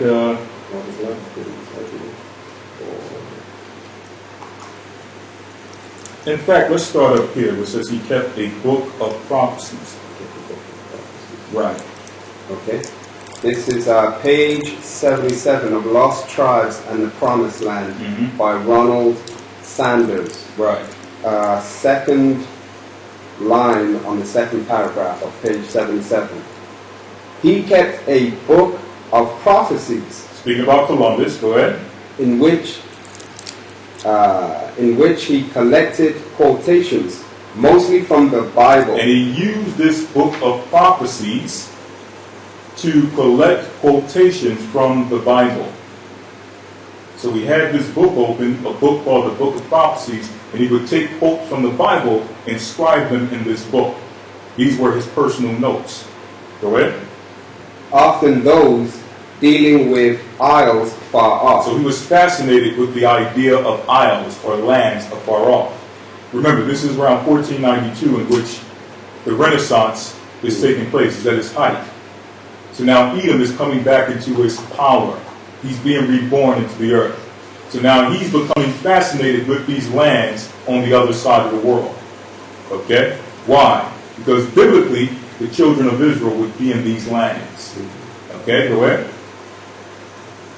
Often those dealing with isles far off, that seems to prophesy his own discoveries. His personal copy, still in existence today, of Pierre d'Ali's Imago Mundi. Right, so you had an author by the name of Pierre d'Alis who had a book called Imago Mundi, which means image of the world. Okay, go ahead. A kind of Christian Plinian synthesis of world geography, contains numerous notes handwritten in the margins that are of a similar religious import. Right, so in this book you would put notes. The same way you have a Bible or a book, you put your notes in the margin just to keep up with things. Columbus did this with his copy of Pierre d'Ali's Imago Mundi. Okay? So he would take this geographical book and put scriptures in it. Okay? Go ahead. D'Ali was one of the writers who convinced the young Columbus that the western route to the Indies must be fairly short. But the strength of his influence on the latter seems, judging from the notes, to be largely due to the pious factor. So D.I. convinced Columbus that he could eventually make it to the New World, to the Indies. All right? Let's jump down to a striking element. A striking element in Columbus's geographical religiosity is his intense and abiding interest in the fourth or second book of Esdras. So it says Columbus's geographical religiosity is intense and abiding interest in the fourth or second book of Esdras. So Columbus was fascinated with the book of Second Esdras. Go ahead. The two apocryphal books of Esdras purport to be additional writings by and about the Old Testament Ezra.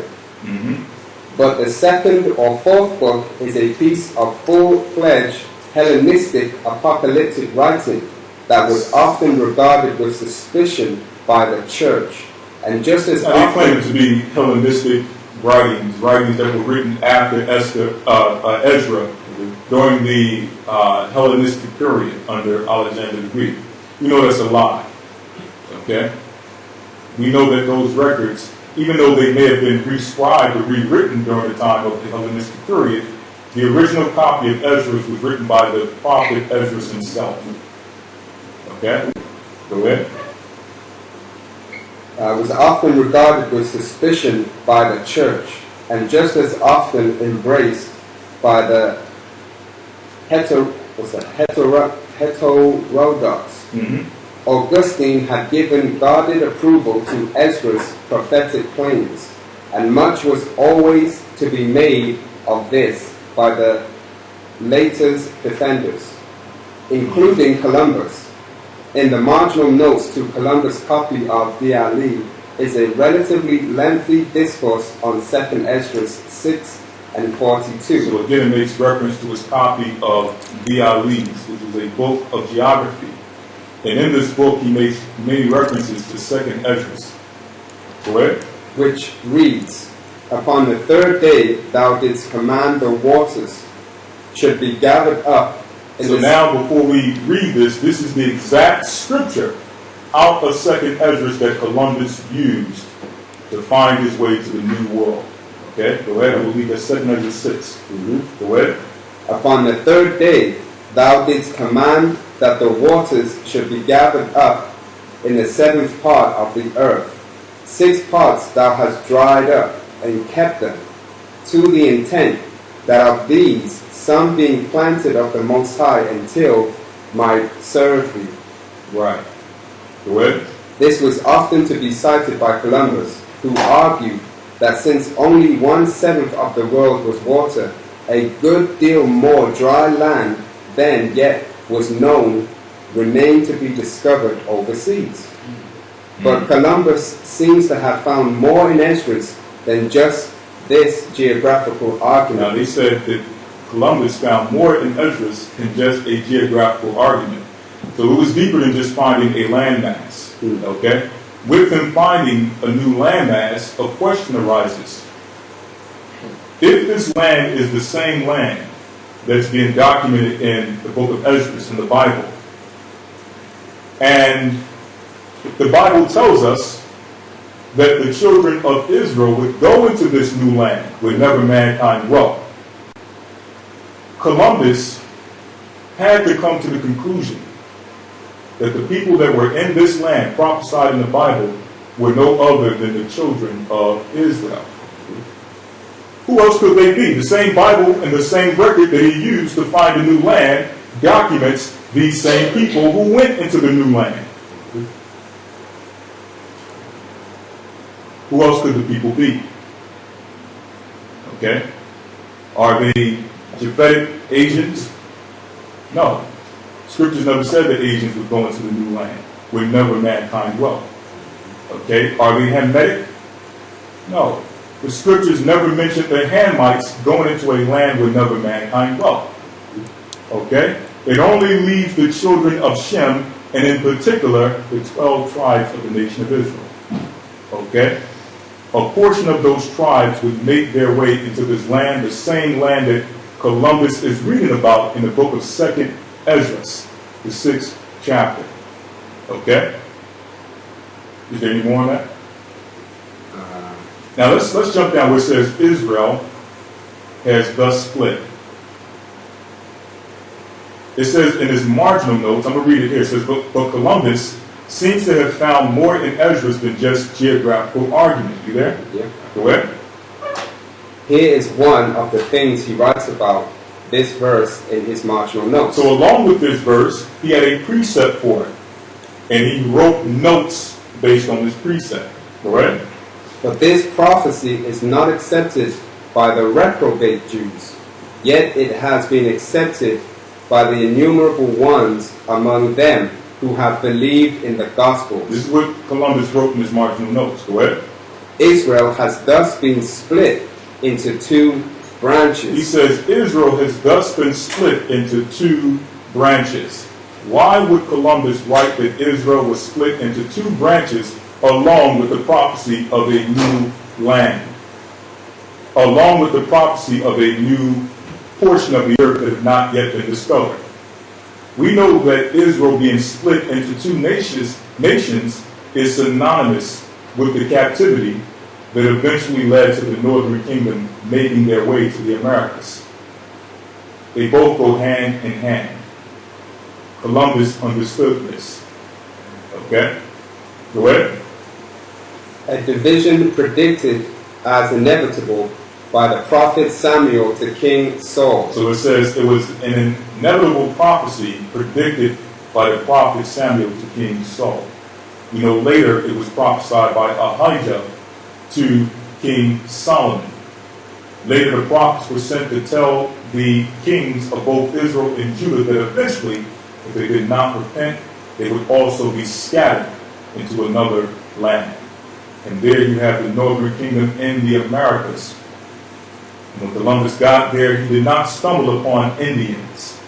He stumbled upon people such as Ephraim and Manasseh. Okay? So let's get some more history on Ephraim and Manasseh. Okay? Let's get some more history on Ephraim and Manasseh. Now, there's more information on Columbus that I wanted to get. I wanted to go in here, see the relationship of the blacks and Jews, showing that Columbus himself was a so-called Jew. He was a false Jew. Okay? And then pairing that up with the information which many of us may have not come across, going into the conquest of Jerusalem. Okay? So part of Columbus's mission, after he went into the Americas and pillaged the Americas, to rob the native peoples of their gold and their resources, was to go into Jerusalem and to take the land of Jerusalem for Queen Isabella and King Ferdinand. So part of his conquest was not just to take down the native tribes in the Americas, but also to come back to the old world and take over Jerusalem. To show you that the so-called Jews were looking to take Jerusalem back then, under Columbus. But the prophecy was not yet set. It was not yet time for them to take Jerusalem. So they did not prevail. Okay? They're showing you the link between the Jews of old and the Jews of today. Okay? You can read that under the history of the conquest of Jerusalem. Alright? Now let's go into some of the things that befell the native peoples when they made their way over to the Americas. And there's a lot of history we can go into. In fact, this is thousands of years of history, so it will take us days on end to touch on every intricate part. Okay? But just to touch on some last key parts, this is a record called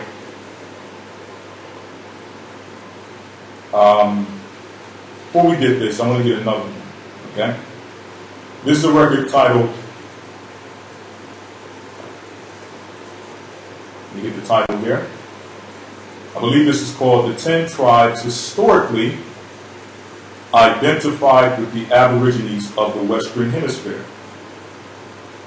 Alright, the title of the book again is The 10 Tribes of Israel Historically Identified with the Aborigines of the Western Hemisphere by Barbara Simon.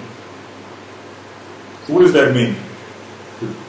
That the 10 tribes are historically, so according to history, the 10 tribes are identified as the Aborigines of the Western Hemisphere. What is the Western Hemisphere? North, Central, and South America, along with the Caribbean islands. So they're telling you right out that the people who are there, according to history, are identified as the 10 tribes of the nation of Israel. As we showed you in the book of 2nd Ezra, how they got to the Americas. Okay? And now let's go ahead and inside this book and let's go into the section on Haiti. Because we know the Caribbean islands were initially inhabited by the original tribes that got there. Before Levi got there, you had Simeon as well as Ephraim and Manasseh inhabiting these lands of the Caribbean islands. In fact, we're going to jump over to the record on Bartholomew de las Casas, because there's so much information you can go through in this record. But basically, they go through the traditions, they go through the language, they go through the food, the customs, they go through almost everything extensively, showing you the link between the peoples of Peru, the original peoples of Haiti, the Mexicans, so on and so forth, and how their customs link back to the ancient Israelites. Okay? But we're going to jump over to a record called Bartholomew de las Casas, a brief account of the destruction of the Indies. Basically, he was a priest who made his way over to the New World during the same time that Columbus and the conquistadors were over in the New World, destroying the natives of the land. Okay? In fact, to read something on that, I want to go here. This is now going into the fact that the archers would destroy Ephraim, as it tells us in Genesis 49 chapter. Okay? American Holocaust gives us a number of how many people were murdered and slaughtered in the New World. Okay? And it makes a comparison to one of the most devastating events, and I guess we would call human history, which is Hiroshima and Nagasaki, saying that the devastation of Hiroshima was nothing compared to the devastation of the people of the West Indies, speaking about Ephraim and Manasseh. Let's go here. Just 21 days. Just 21 days after the first atomic test in the desert, The Japanese industrial city of Hiroshima was leveled by nuclear blast. Just to mention the page, this is in the prologue. It starts at 9 and it's carrying over into page 10. Okay, go ahead. Never before had so many people, at least 130,000, probably many more, died from a single explosion. Speaking about Hiroshima, right? Just 21 years after Columbus first landing in the Caribbean. So 21 years after Columbus landed in the Caribbean. Remember, just 21 years. Okay, many of us have not even lived for 21 years. Okay, or just finished 21 years of age. It's not a very long time. Go ahead. The vastly populous island that the explorer had renamed Hispaniola. So he changed the name of the land to Hispaniola. Go ahead. Was effectively desolate. Nearly 8 million people. Nearly 8 million people. Nearly 8 million people. Go ahead. Those Columbus chose to call Indians. Those who Columbus chose to call Indians. Because if you call us anything outside of the name that God gave us, you can do anything you want to us. Because we don't have our true identity. Okay? Now, if it was documented that he destroyed 8 million Ephraimites and Manassites, that rings more of a devastation. Okay, or that calls for an outcry amongst the earth, okay, and amongst nations. But if you just say they were Indians, what are Indians? Okay, what identity and customs do they have? In fact, they were sending reports back to Spain stating that these people were savages, that they were cannibals. Okay? So that gave them all of the power they needed and all of the excuses they needed to destroy these people in the New World. Go ahead.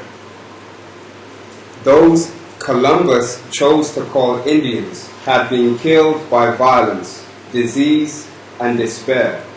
It took a little longer, about the span of a single human generation, but what happened on Hispaniola was the equivalent of more than 50 Hiroshimas. So what happened in Hispaniola was the equivalent of 50 Hiroshimas.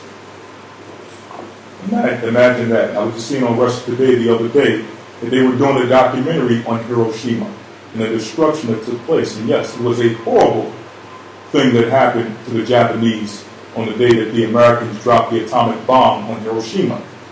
But it tells us that according to history, it would take 50 Hiroshimas in order to equate to the devastation that happened to our people in the Indies. Okay? Now let's go into this record here. This is a priest, Bartolome de las Casas, who documented the history that took place with the people of the Indies.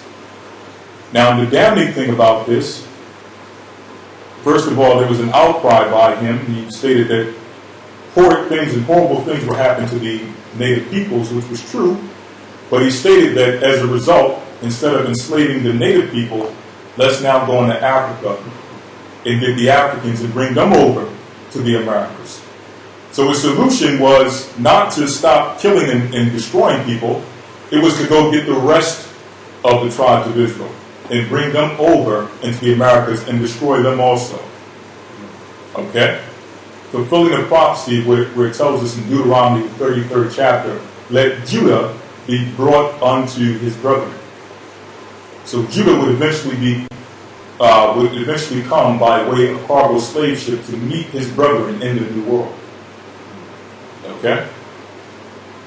We're going here, it states, you can read this. America was discovered and found out in 1492, and the year ensuing inhabited by the Spaniards. Now, when they say discovered, it was discovered by the Spanish in 1492. There were people already in the Americas before the Spanish got there. Okay? So it wasn't discovered in 1492. It was discovered by the Spanish in 1492. Correct?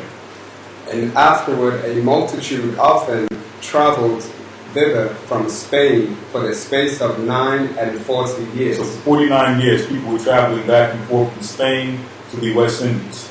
Correct? Yeah, jump down. We found so well peopled with natives and foreigners that there is scarce any region in the universe fortified with so many inhabitants. But the mainland or continent distant from this island, 250 miles and upwards, extends itself above 10,000 miles in length near the seashore, which lands are some of them already discovered, and more may be found out in the process of time. And such a multitude of people inhabits these countries that it seems as if the omnipotent God has assembled and congregated the major part of mankind in this part of the world. So we said there were so many people in the Americas that it seems that the omnipotent God had gathered these people and brought them to the New World.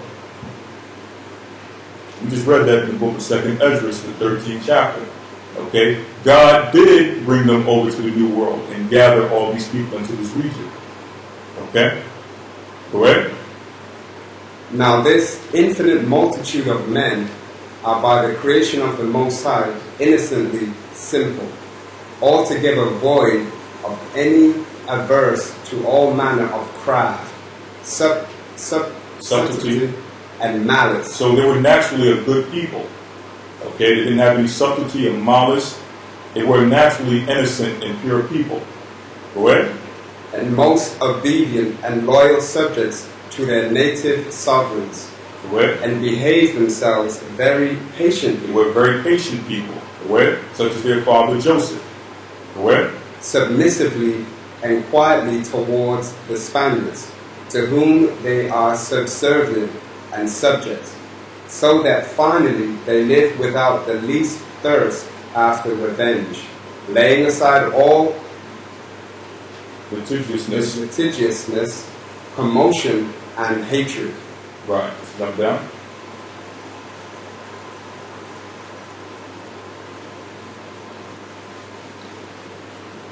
They are parsimonious. They are parsimonious in their diet, as the Holy Fathers were in their frugal life in the desert, known by the name of Ephraimites.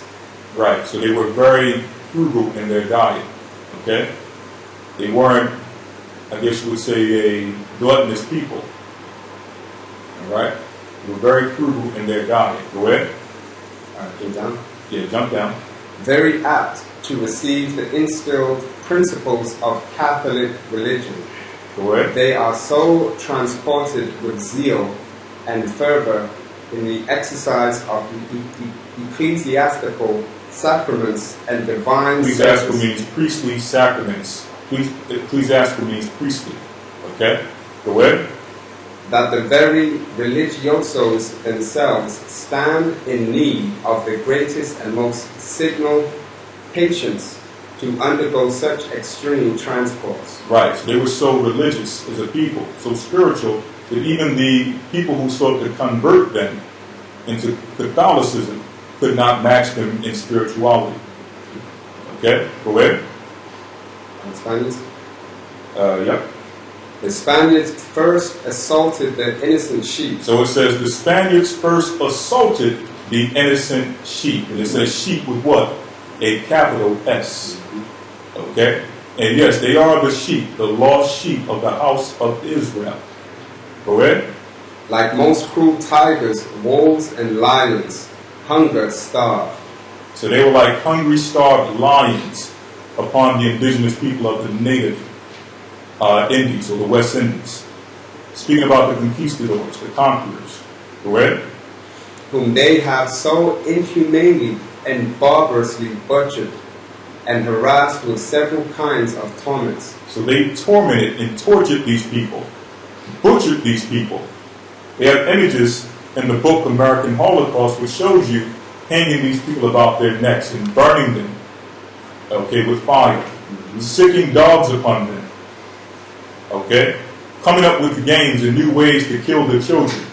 You have men who would stand afar and see which one had the best aim with their rifles. And they would use that in order to kill and shoot off children. Okay? All types of torments and tortures that you can't even imagine were taking place amongst the people of the West Indies. And people talk about satanic ritual abuse in this society. What took place with the people during both slavery as well as the colonization that took place under conquistadors was a high level of satanic ritual abuse. Rape, murder, torture, all things you would find in a satanic ritual was being done unto these people. Check out these images.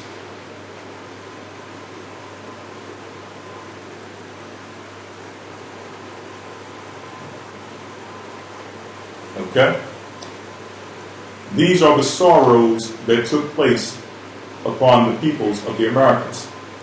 Now we have to balance this with the reality. The reality is what? That God sent these people to the New World.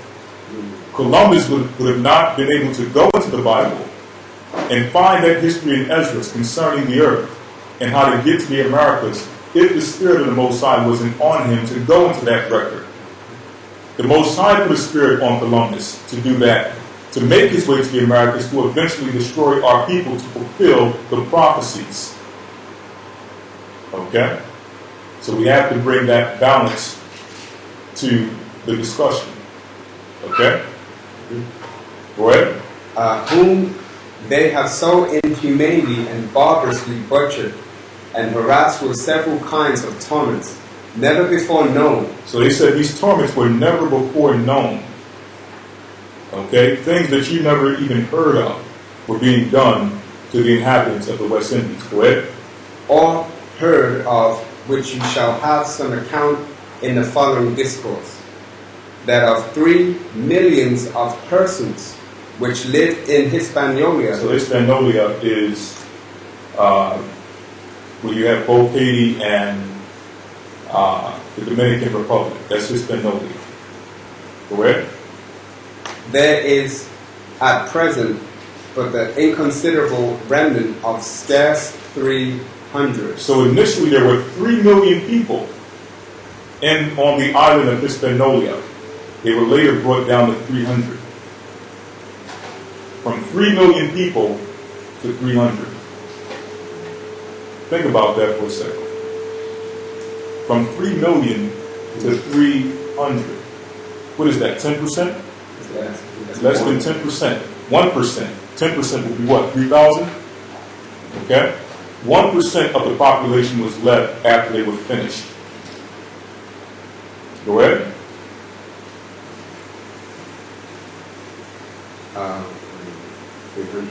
Nay, the Isle of Cuba. Now it's going into the island of Cuba, the children of Manasseh. Go ahead.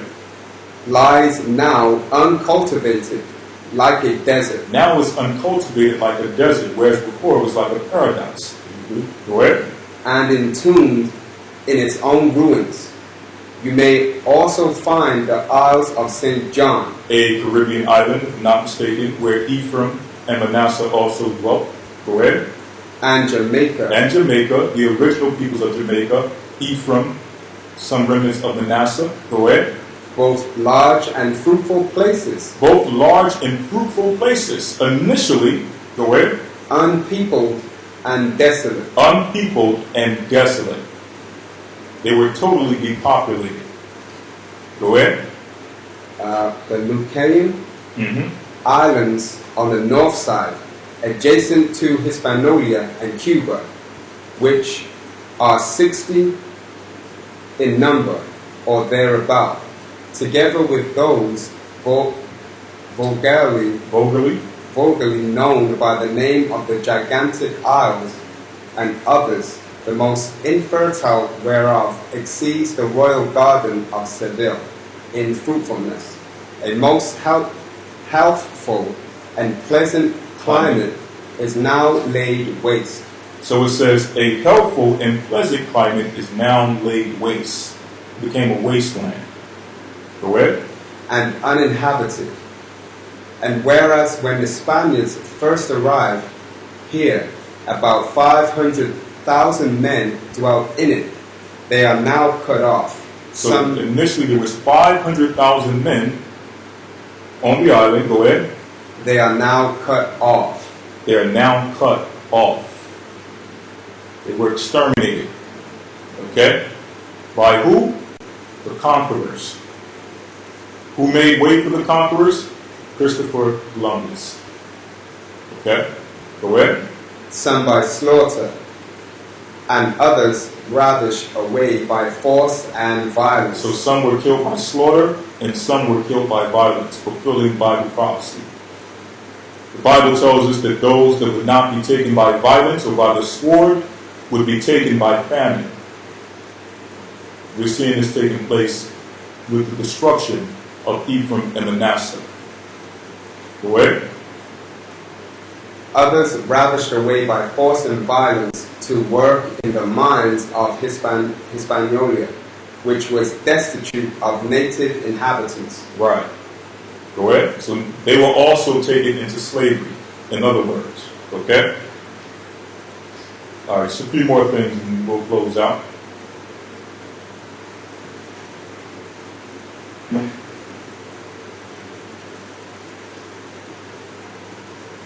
So he goes into the history of the kingdoms that existed in the New World before Columbus came, and then he goes into the destruction. Okay, similar to American Holocaust. The only difference is that he was actually there at the time that these things took place. Okay? Of the Isles of St. John in Jamaica. In the year 1509, in the year 1509, the Spaniards sailed to the island of St. John and Jamaica, resembling gardenia and beehives.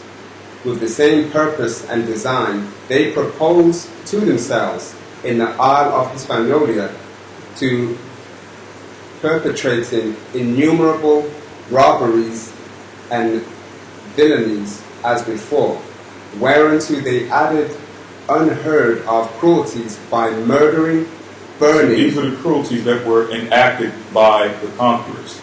Robbery, it says cruelties by murdering, go ahead.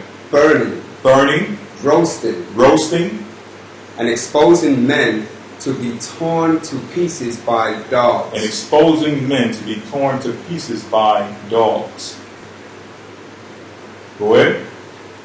And finally, by afflicting and harassing them with unexampled oppressions and torments in the mines, they spoiled and unpeopled this country of these innocents. Now I'm going to read this before you go any further, because he keeps mentioning that the things that took place with him and the things that happened to them were unheard of.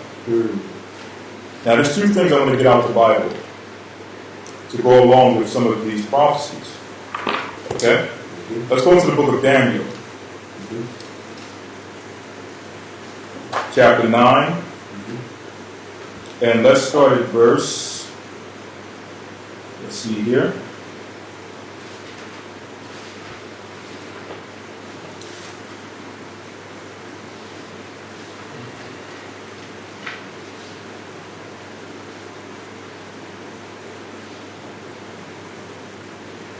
Daniel 9 and 12. Okay? And he hath confirmed his words, which he spake against us, Okay? and against our judges that judge us, by bringing upon us a great evil. Right. So the Most High confirmed all the words of his prophets and his judges by bringing great evil upon us. This is the prophet Daniel speaking. Go ahead. For under the whole heaven have not been done as have been done upon Jerusalem. Have not been done as have been done unto Jerusalem. So people talk about other people going through pain and struggling and hurt and captivity. Yes, that is true. But none of that pain, hurt, and captivity can be equal to that which had been done to the people of Israel.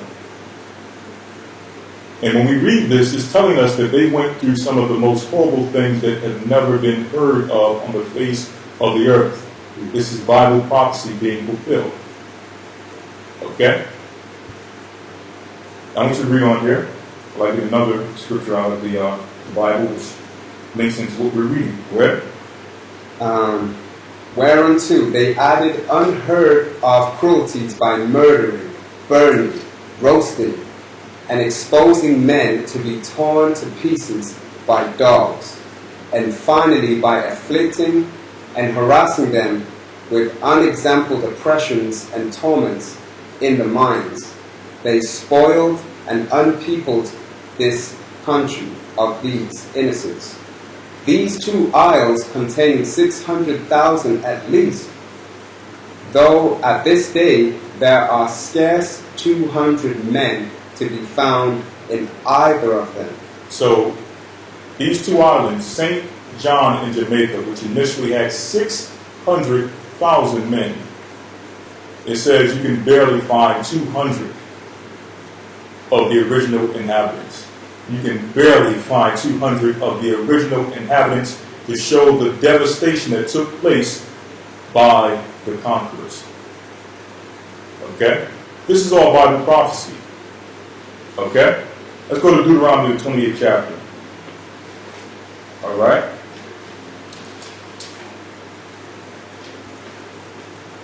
Deuteronomy 28.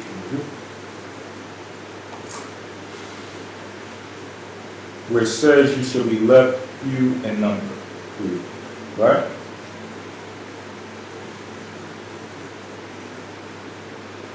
Let's start at verse 25.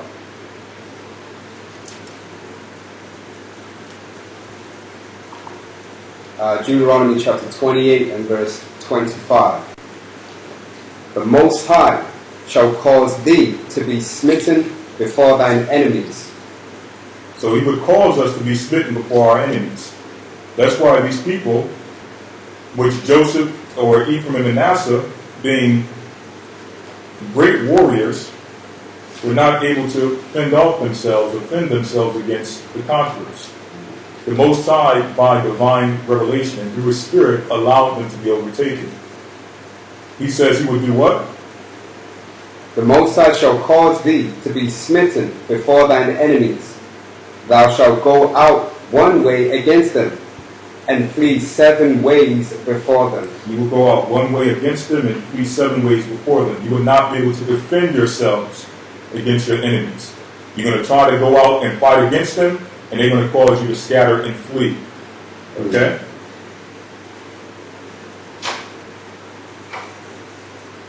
And shall be removed into all the kingdoms of the earth. And shall be removed into all kingdoms of the earth. That's what happened to us. Even though we went there of our own will into the new world, we got there initially, or we came up with that plan in captivity in Assyria. So even that idea of going into a new world was contrived in captivity, being scattered. Go ahead. Verse 26.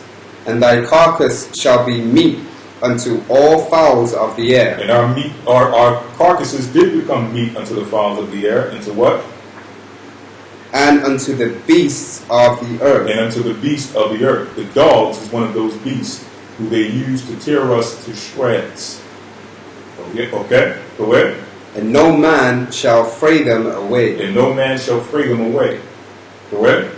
The Most High will smite thee with the botch of Egypt, and with the emerods, and with the scab, and with the itch, whereof thou canst not be healed. They're speaking about diseases.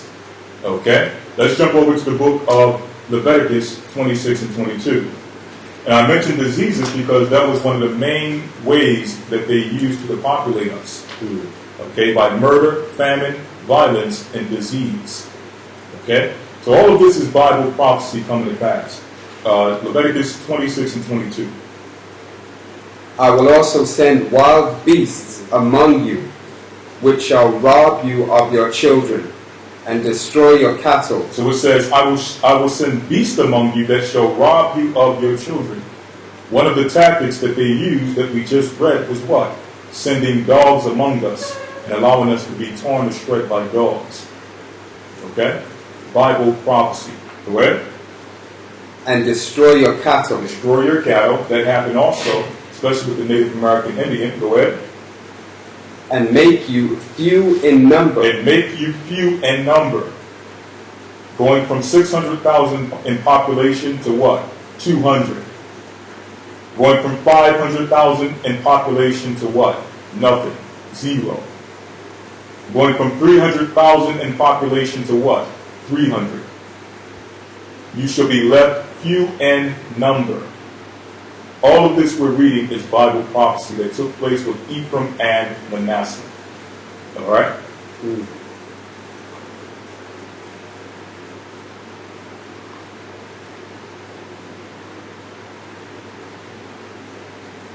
One last thing on Cuba, and we'll close out. Okay? Going back into the devastation of the Indies by Bartholomew de las Casas. Go ahead. In the year? In the year 1511. In the year of our Lord 1511, they passed over to Cuba. So in 1509, they went to Jamaica and St. John. In 1511, 2 years later, they went into Cuba. Go ahead. Which contains as much ground in length as there is distance between Valladolid and Rome, well furnished with large and stately provinces and very populous, against whom they proceeded with no more humanity and clemency. So even though these people were civilized, they had a large, vast empire, a large, vast land, had things which were a semblance of civilization, the conquerors nonetheless destroyed these people the same as they did their brethren a few years earlier. Go ahead. Or indeed, to speak truth with greater savageness and brutality. Several memorable transactions worthy of observation passed in this island. A certain Cacique, a potent peer named Hathni, who not long before fled Hispaniola to Cuba for refuge from death or captivity during life, and understanding by certain Indians that the Spaniards intend to steer their course thither, made this oration to all his people assembled together. You are not ignorant that there is a rumor spread abroad among us of the Spaniards' arrival, and are sensible by woeful experience how such and such, naming them and Haiti, so they term Hispaniola in their own language, with their inhabitants, have been treated by them, that they design to visit us with equal intentions of committing such acts as they have hitherto been guilty of. But do you not know the cause and reason of their coming?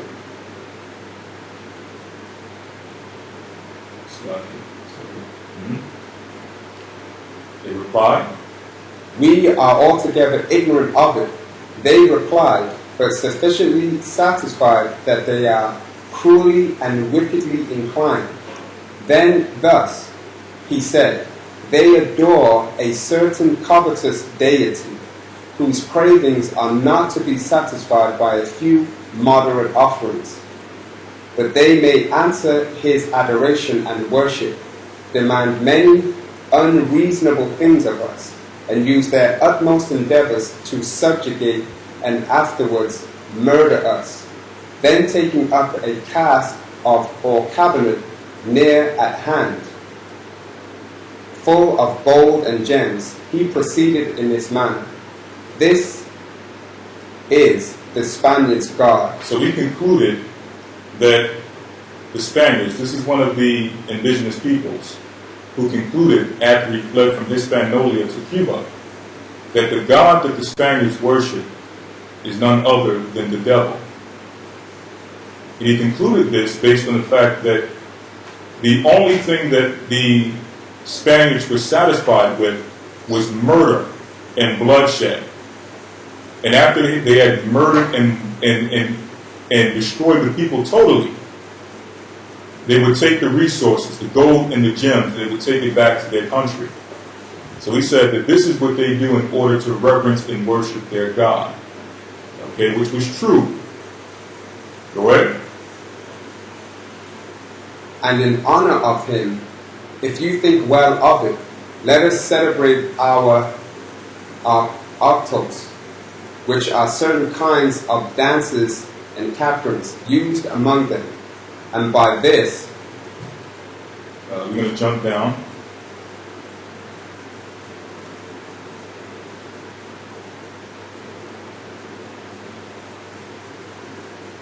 In fact, you know what? We're going to leave it there because there's so much. As you can see, there's so much information here. But we're going to leave it there with this week's information concerning Ephraim and Manasseh. We first went through the biblical history of Ephraim and Manasseh, where they were born, going back to ancient Egypt. We went into the history of their captivity and how they eventually got to the Americas, as well as the later devastation that took place in America. Again, there's much more history that we could cover on this topic, but we're going to leave it there. I'm going to say to you all, we hope you enjoyed the lesson and were edified. At this moment, we're going to answer a few questions if you have any questions, and then we'll conclude tonight's lesson. Okay?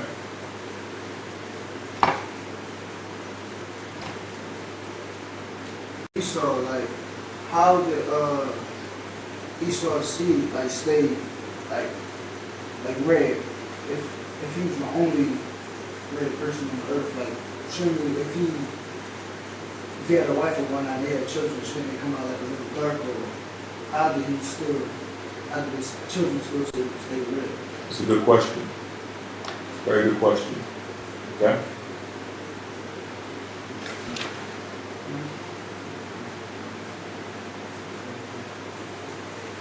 So the question is, how did Esau remain red? Okay? How did Esau remain red? Let's go to the book of Jeremiah 46 and 28. 46, 3. In fact, let's go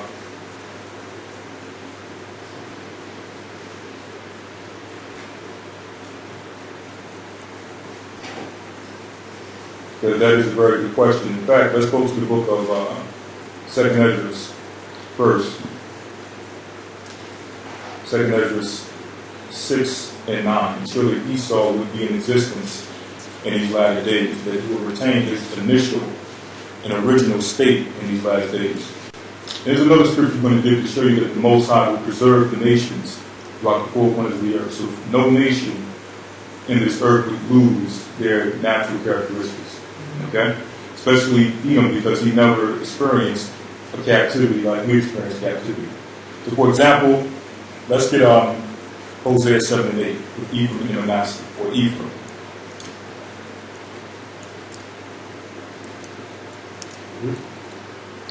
Got it? Go ahead. This is one scripture we didn't get in the lesson, but we should read this. This is very important. With the diversity that exists amongst Ephraim and Manasseh, as well as the other 10 tribes. Go ahead. Hosea 7 and 8. Ephraim hath mixed himself among the people. He says he had mixed himself amongst the people. So Ephraim through captivity will become mixed. Therefore what? Ephraim is a cake not turned. He is a cake not turned. That explains the diversity of colors that exist amongst Ephraim. Okay? Go ahead. Strangers have devoured his strength. Strangers devoured his strength. Go ahead. And he knoweth it not. And he knoweth it not. Go ahead. Yea, great hairs are here and there upon him, yet he knoweth not. Right. So because he mixed himself amongst the nations, his strength is destroyed. He's no longer the original, I guess you would say, complexion that the Most High made him. He's now scattered amongst these nations with a diversity of colors based on where he's been scattered. Okay? Now, dealing with how this relates to Esau. All right? Let's go to the book of 2nd Ezra 16.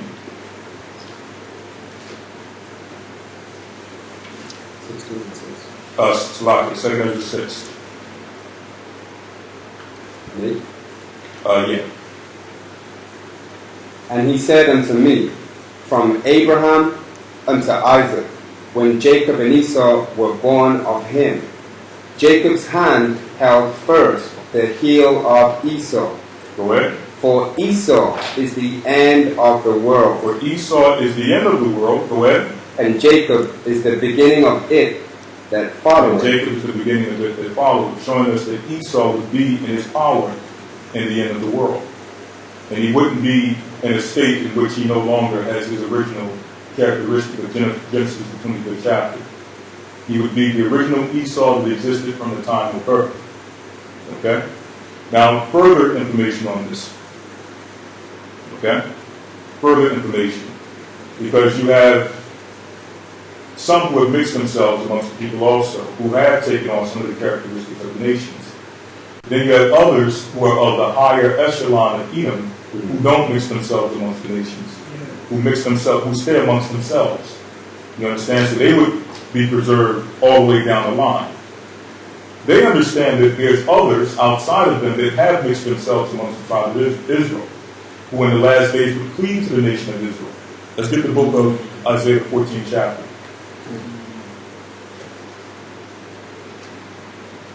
Isaiah 14? 14 and 1 through 2. Isaiah chapter 14 verse 1. For the Most High will have mercy on Jacob, and will yet choose Israel, and set them in their own land. And the strangers shall be joined with them, and they shall cleave to the house of Jacob. And the people shall take them. It says they shall what? They shall cleave unto who? The house of Jacob. So you have many nations that would cleave to the house of Jacob. Some who would also mix themselves amongst the house of Jacob. And they would also take on features that the house of Jacob possessed. You understand? I understand that. What I was originally asking, like for instance today, if the Edomite was to have an Israelite wife and he have a child, that child would still be like the so-called mixed race. Yeah. You feel me? So it wouldn't be mixed. It would be whatever their father is. I know that, but I'm talking about what they call the futures. Yeah, the futures. Like, right. It would still be a little dark. You feel right. me? Exactly. So I'm saying, like, how back then, if he was the only Edomite, like, he's the only one that complexion, how did it come?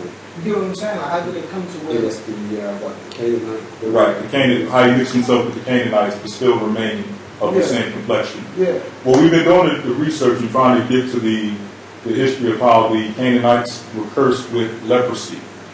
And through that, when Esau mixed himself with them, they remained their original complexion.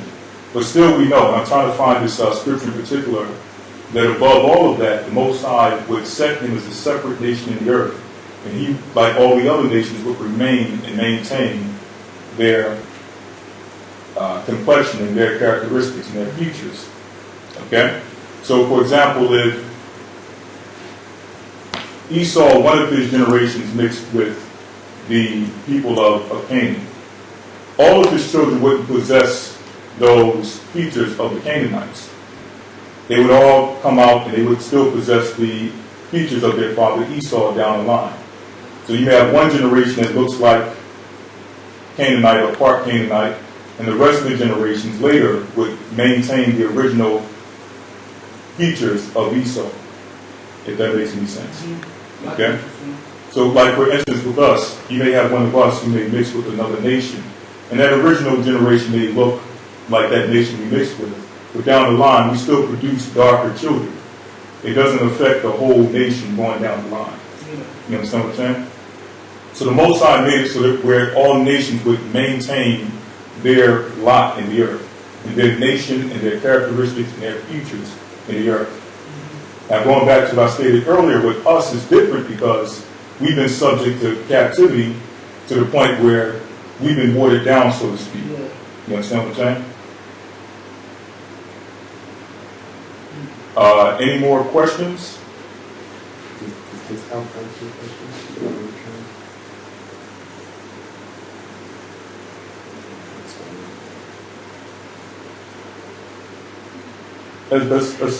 It could go into that, but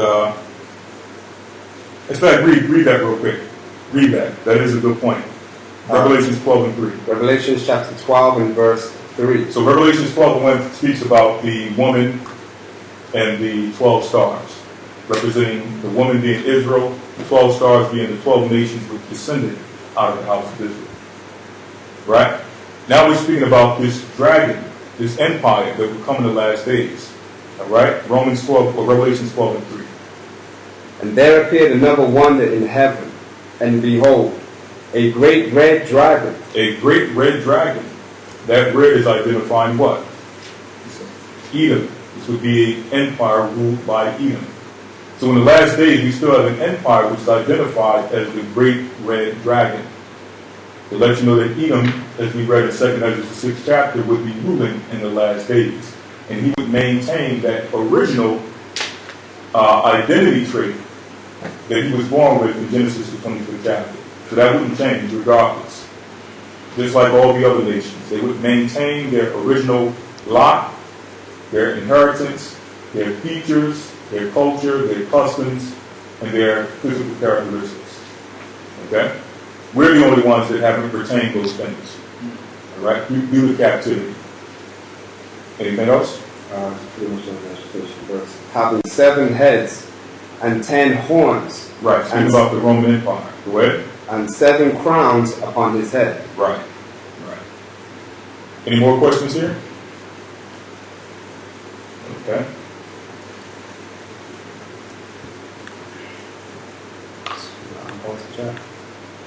Yes.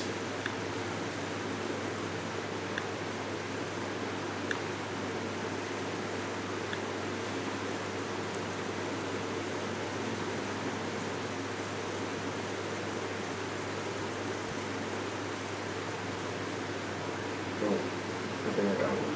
Yeah, go ahead. Based off on that same question. Mm-hmm. Like when we used to rule in England, and how did some of our last names get transferred over to the Edomites, like the Stewart, Swafford, you know what I'm saying? Those type of names.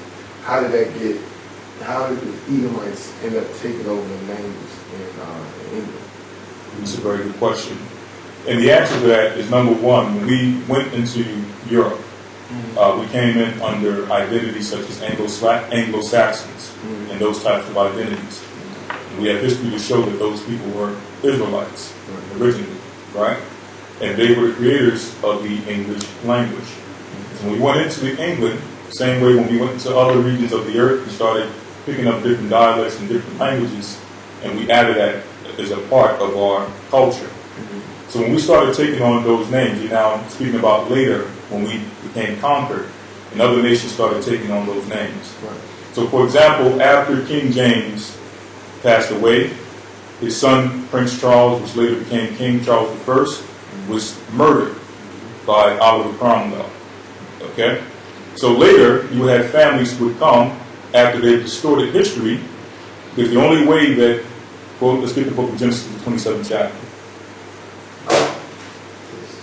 The only way that Edom would be able to maintain in the earth and establish his rulership as well as his way in the earth would be through war and conquest. Okay? So Genesis, the 27th chapter and the 43rd verse. Genesis 27 and 43. 27. Right. That would be the only way he would be able to establish himself in the earth. So, for instance, when he went over into Europe, before we were in Europe, this is going back into ancient history, for example, when he went over into Europe under Zepho, the son of Esau, he eventually started naming himself and calling himself after the name of the peoples that were in that land, such as Macedonia. You had Haman, the Agagite, which was an Amalekite, but in the book of 2nd Ezra, he's called the Macedonian. Let's get that also. Okay? Let's get out of this verse, Genesis 27. Okay, Genesis 27 and 38. And Esau said unto his father, Hast thou but one blessing, my father? Bless me, even me also, O my father. And Esau lifted up his voice and wept. And Isaac his father answered and said unto him, Behold, thy dwelling shall be the fatness of the earth, and of the dew of heaven from above. And by the sword shalt thou live. And by the sword shalt thou live. So he would survive through the sword. Okay? He would take down nations and take over kingdoms by the sword. Now when he takes down these nations, he not only takes over the land, he takes over the identity of the people. Let me give you some examples.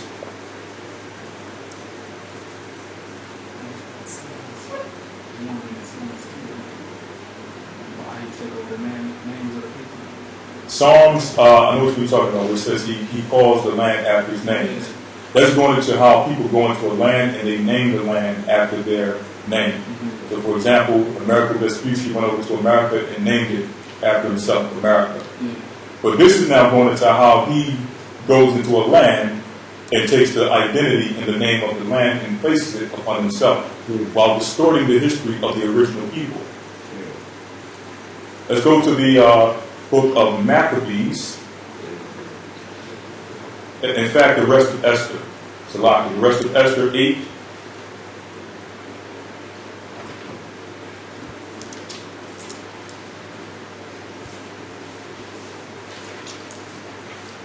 The rest of Esther chapter 9, verse 24.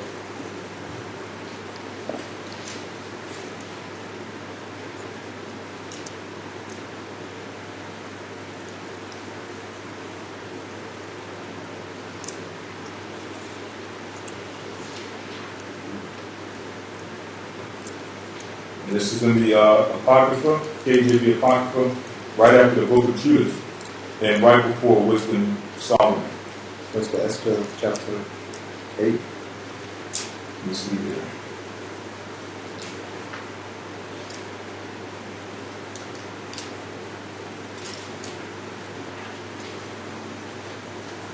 In fact, let's go to 16 and 10. The rest of Esther 16 and 10.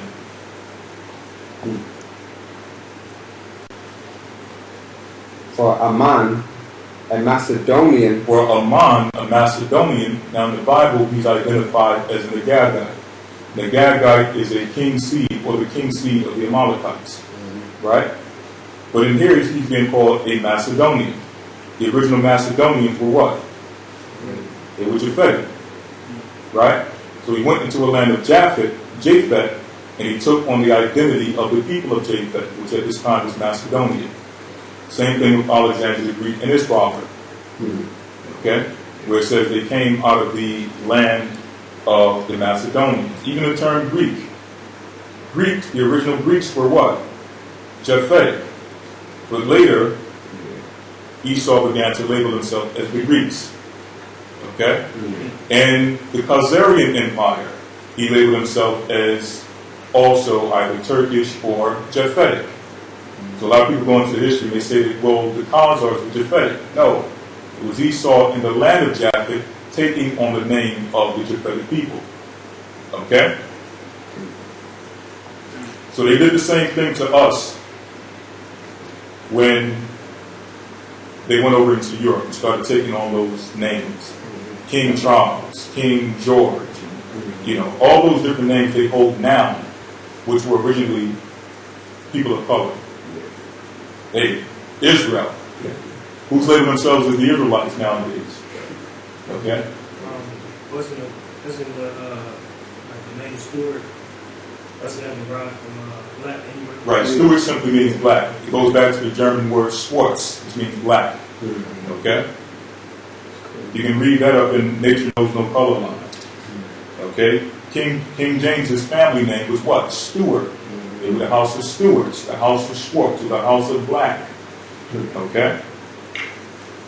Even the queen, so-called Queen of England today, like their so-called Elizabeth, right? Their so-called name is their family name is supposed to be Windsor, but their real name, they're Germans. It's Glaxo something. It's a German name. it's not even their name. So. Exactly. And even the original Queen Elizabeth was of color. Was a woman of color. Just to show you the repeated history of how they go into a place, they destroy the people, rewrite the history, and take the identity of the people. Okay? On the identity, not to beat a dead horse, but on the identity too. You know how you see the olden style dresses in the olden days with the back on the dresses. Right. Yeah. Women used to have something where the dress would flow over it to mimic what our sisters have anyway. Right, naturally. Right. Just to show you how they take on the customs of what they're trying to hide themselves as. Right, exactly.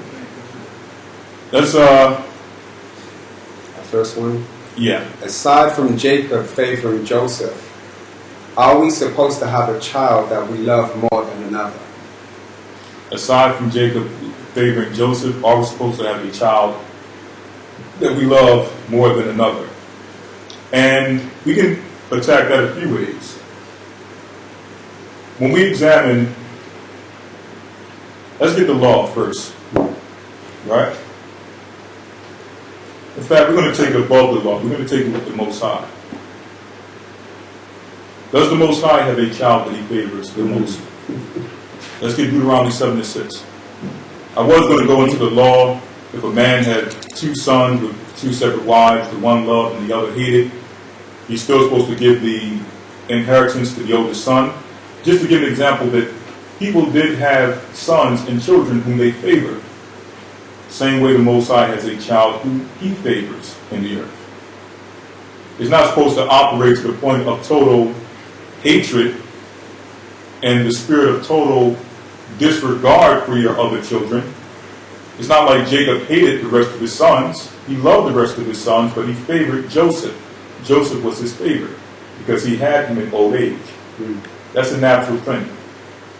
Okay? Let's do Deuteronomy 7:6.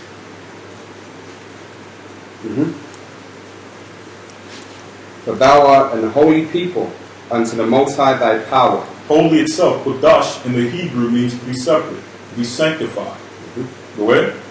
The Most High thy power hath chosen thee to be a special people unto himself, above all people that are upon the face of the earth. So the Most High has a special or chosen people. Okay? Now, did he choose this particular people just so we can boast and say that we're the chosen? No. He chose us so that we can be a light to everyone else, all the other children whom he had created. Okay? The Most High has many children, but he chose one to be a light to the rest. When you break down into the nation of Israel, he chose Levi to be a light within the nation of Israel. All Israel couldn't be the priests and say that we're children of God too. Why can't we officiate in the priest's office? The Most High had a favorite within Israel that he would choose to deal with the priesthood. He had a favorite that he would use to deal with the kingship. Okay? These are just examples to show that even God himself has some level of, which we call favoritism. But his favoritism is guided and ruled by the commandments, not by just feelings and emotions. Okay? Let's get 2 Ezra 6 and 54.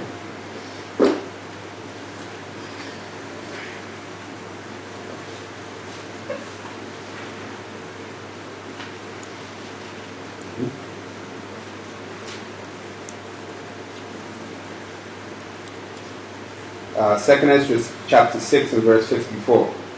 Consider thou therefore also how that ye are less of stature than those that were before you. And so... 54? 54? Excuse me. 54. Second Ezra chapter 6 and verse 54. And after these, Adam also, whom thou madest Lord of all thy creatures. So Adam was made Lord over all creatures. Go ahead. Of him come we all. Of him come we all. We're all children of Adam. Go ahead. And the people also, whom thou hast chosen. And the people also whom thou hast chosen. So out of all the children of Adam, Most High chose one as his favorite, so that we can be a light to the rest of the people of the earth. Okay? Let's sit on that. Yep.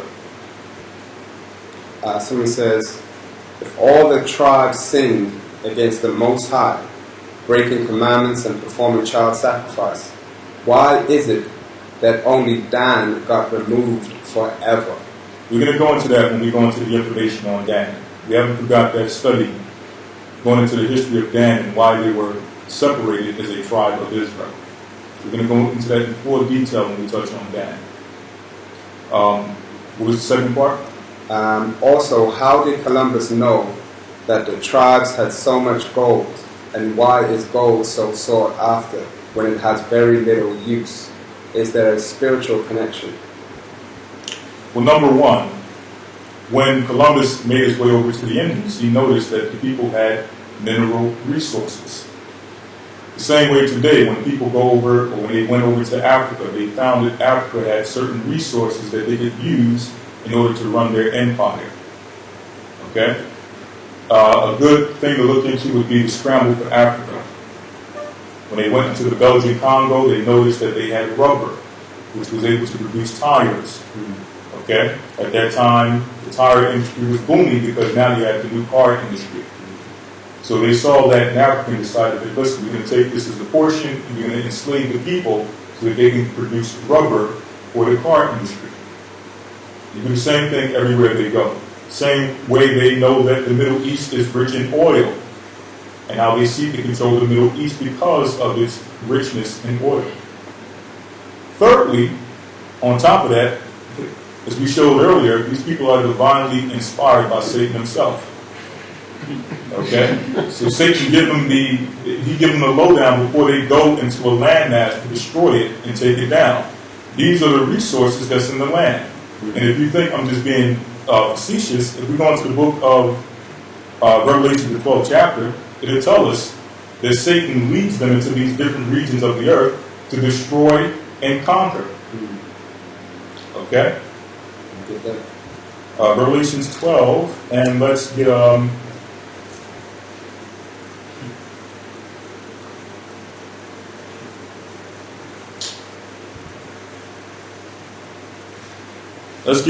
verse 6, right? Revelations 12 and verse 6. And the woman fled into the wilderness, where she had a place prepared of the Most High, that they should feed her there 1,260 days. So we fled into Africa. And how did the serpent, or how did the people of the serpent eventually find us in Africa? Let's go to the book. Let's jump down to verse. Let's jump down to verse 15. And the serpent sent out the flood. Verse 15.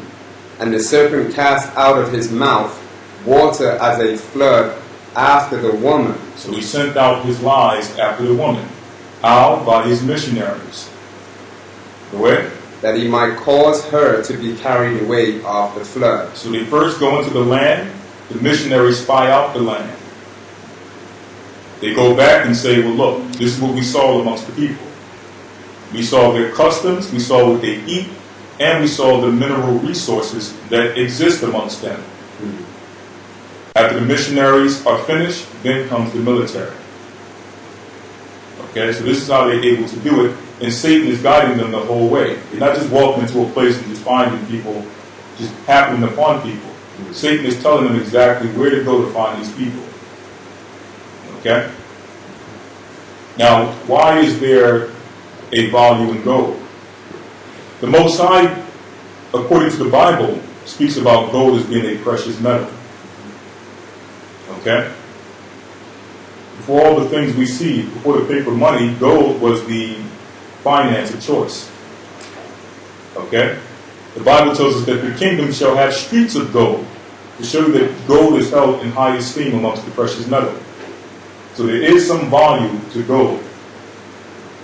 It's just that the people in control of the gold and the gold trade and silver trade can, switch up the value, and I'm pretty sure Brother Shapak can go deeper into it, but they can inflate and fluctuate the value of the gold as they want to.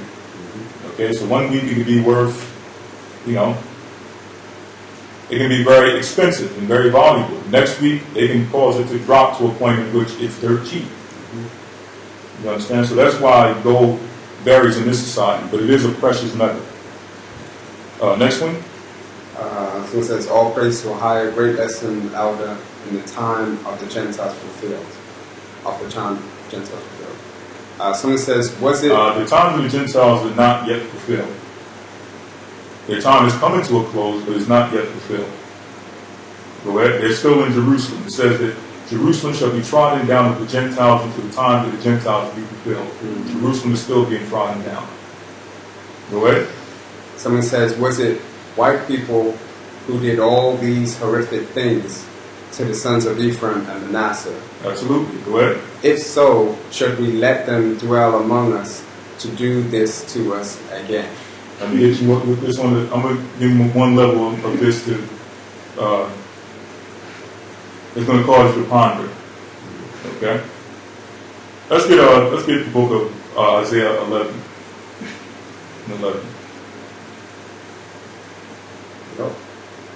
Because I'm going to hit you with this.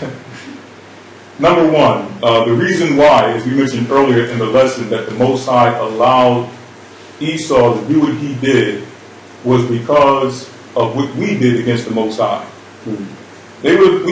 Number one, we would have not been in America if it wasn't for our iniquity. We got over into America because what? We sinned against the Most High. He took us into captivity in Assyria. It was in Assyria, a land of our captivity where we were because we sinned against God, that we came up with the idea to go into the Americas. We got over into the Americas. Initially, we thought to serve the Creator and honor His laws. Later, we started going off. I'm pretty sure you've seen Apocalypto. I'm pretty sure you've seen some of the images from the ancient burial grounds of our people in the Americas and seen some of the idolatry and the sacrificing we were dealing with. So because of this, the Most High allowed them to come and destroy us again. Same thing with our people in Europe. Europe, when it was ruled by Israelites, was not a harmonious kingdom under the Most High. There was strife, there was envy, there was jealousy and war all throughout that.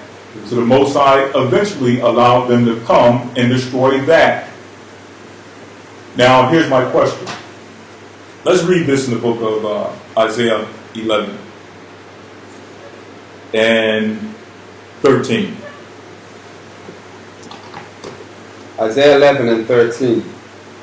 The envy also of Ephraim shall depart, and the adversaries of Judah shall be cut off.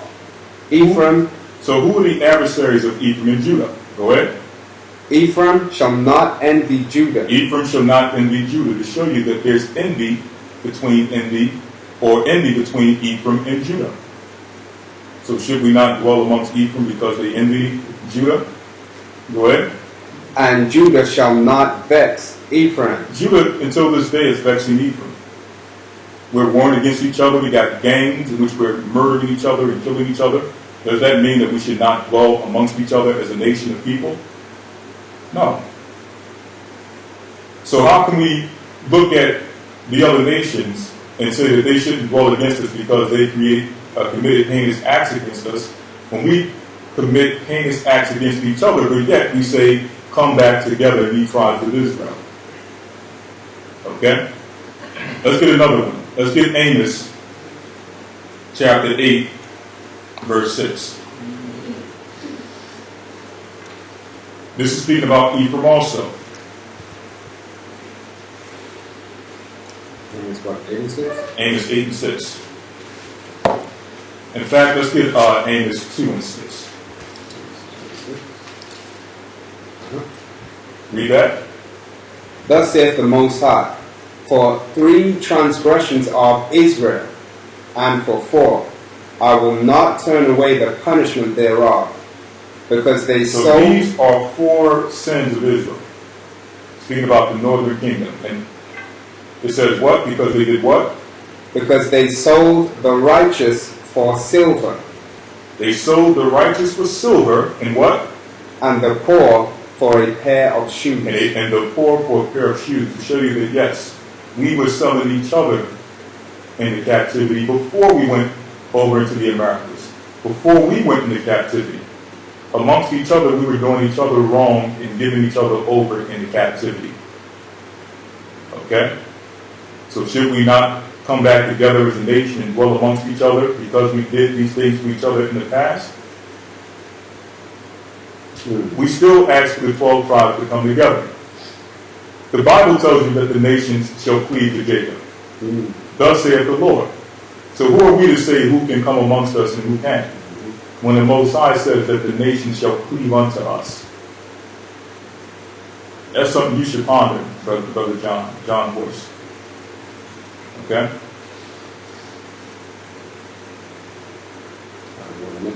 Next one, yeah. We're going to answer a few more before we close it out. Someone said, thank you, brothers, for all the hard work and the Most High's guidance and love putting this lesson together. May the Most High keep and bless you all in leading his laws towards his will and righteousness through his son, Yeshua. Someone says, Shalom, Elder Lawya and Rawchaa, great lesson, blessings to you. Someone says, the word for the edifying lesson, Shabbat Shalom, family, wa barakatan. All praise to the Father. Someone says, for the slaves from the tribe of Judah that were taken to Puerto Rico, that may now speak Spanish and call themselves Puerto Ricans, aren't they still Judah? They're still Judah, exactly. Isn't there still a lot of Judah in PR? Right, there's Judah. The tribes are scattered all throughout the Americas. The 12 tribes information more so shows where they are predominantly, but there's tribes all over throughout. I mean, you got Ephraim in America, you got Issachar in America, okay? You got Gad in America. Just because you're in America don't make you Judah. It's just shown where we went in mass number. But we migrated up and down, or were taken, better yet, up and down the North, Central, and South American and Caribbean islands. Okay? Someone says, are you allowed to drink water whilst on a 7-day fast? It depends. If you're doing a liquid fast, then yes. But going on a 7-day fast, I would really be careful. It's not to discourage you, but you really have to ease yourself in and really prepare yourself to deal with 7 days.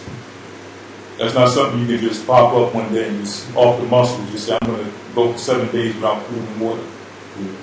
Okay, you can seriously hurt yourself. So I suggest you really prepare yourself before you decide to do so.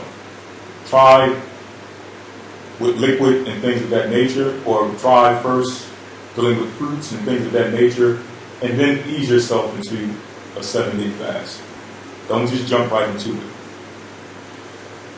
Go ahead. Can you show how the so-called white are Edomites? That's a whole lesson within itself. But just to give a quick summary, the Bible in the book of Genesis, the 25th chapter, gives us the birth of Edom. And it gives us some of his identity traits. It tells us that he was born red as a hairy garment, or red all over as a hairy garment, giving you the complexion of Esau. It speaks about how he ate the pottage of lentils that was undone, okay, or the red pottage as it was undone. Hebrew 12:6 tells us that Esau sold his birthright for one morsel of meat, to let us know that there was meat in the pottage. Another characteristic of Edom, okay, rare food. The Bible speaks about how Edom would receive the blessing of warfare and weaponry. That's another identity trait for Edom. Okay? There's many identity traits and much history throughout the Bible we can go to prove who he is according to the Bible, as well as secular history, but that's a whole lesson within itself. Last one is, how come Dan is the only tribe that the Most High will not accept back? And again, we're going to go into that in our lesson when we go into the book, the tribe of Dan. Okay, I believe it's actually in the Testament of the 12 patriarchs, where it actually states that Dan would be reckoned as a Gentile. Okay? But we're going to go into that in detail at a later date. Maybe we'll go into it in this thing on the 12 tribes. Okay, who knows? But we will touch on Dan in a later date. All right? So with that, I want to say bless you all and shalom. May you all enjoy the rest of your Sabbath. Brother and Elder Rawchaa will be with you a bit later to finish off the rest of the Sabbath with the law class. For those who are in the academy, we will be seeing you tomorrow. So with that, say, bless you and shalom.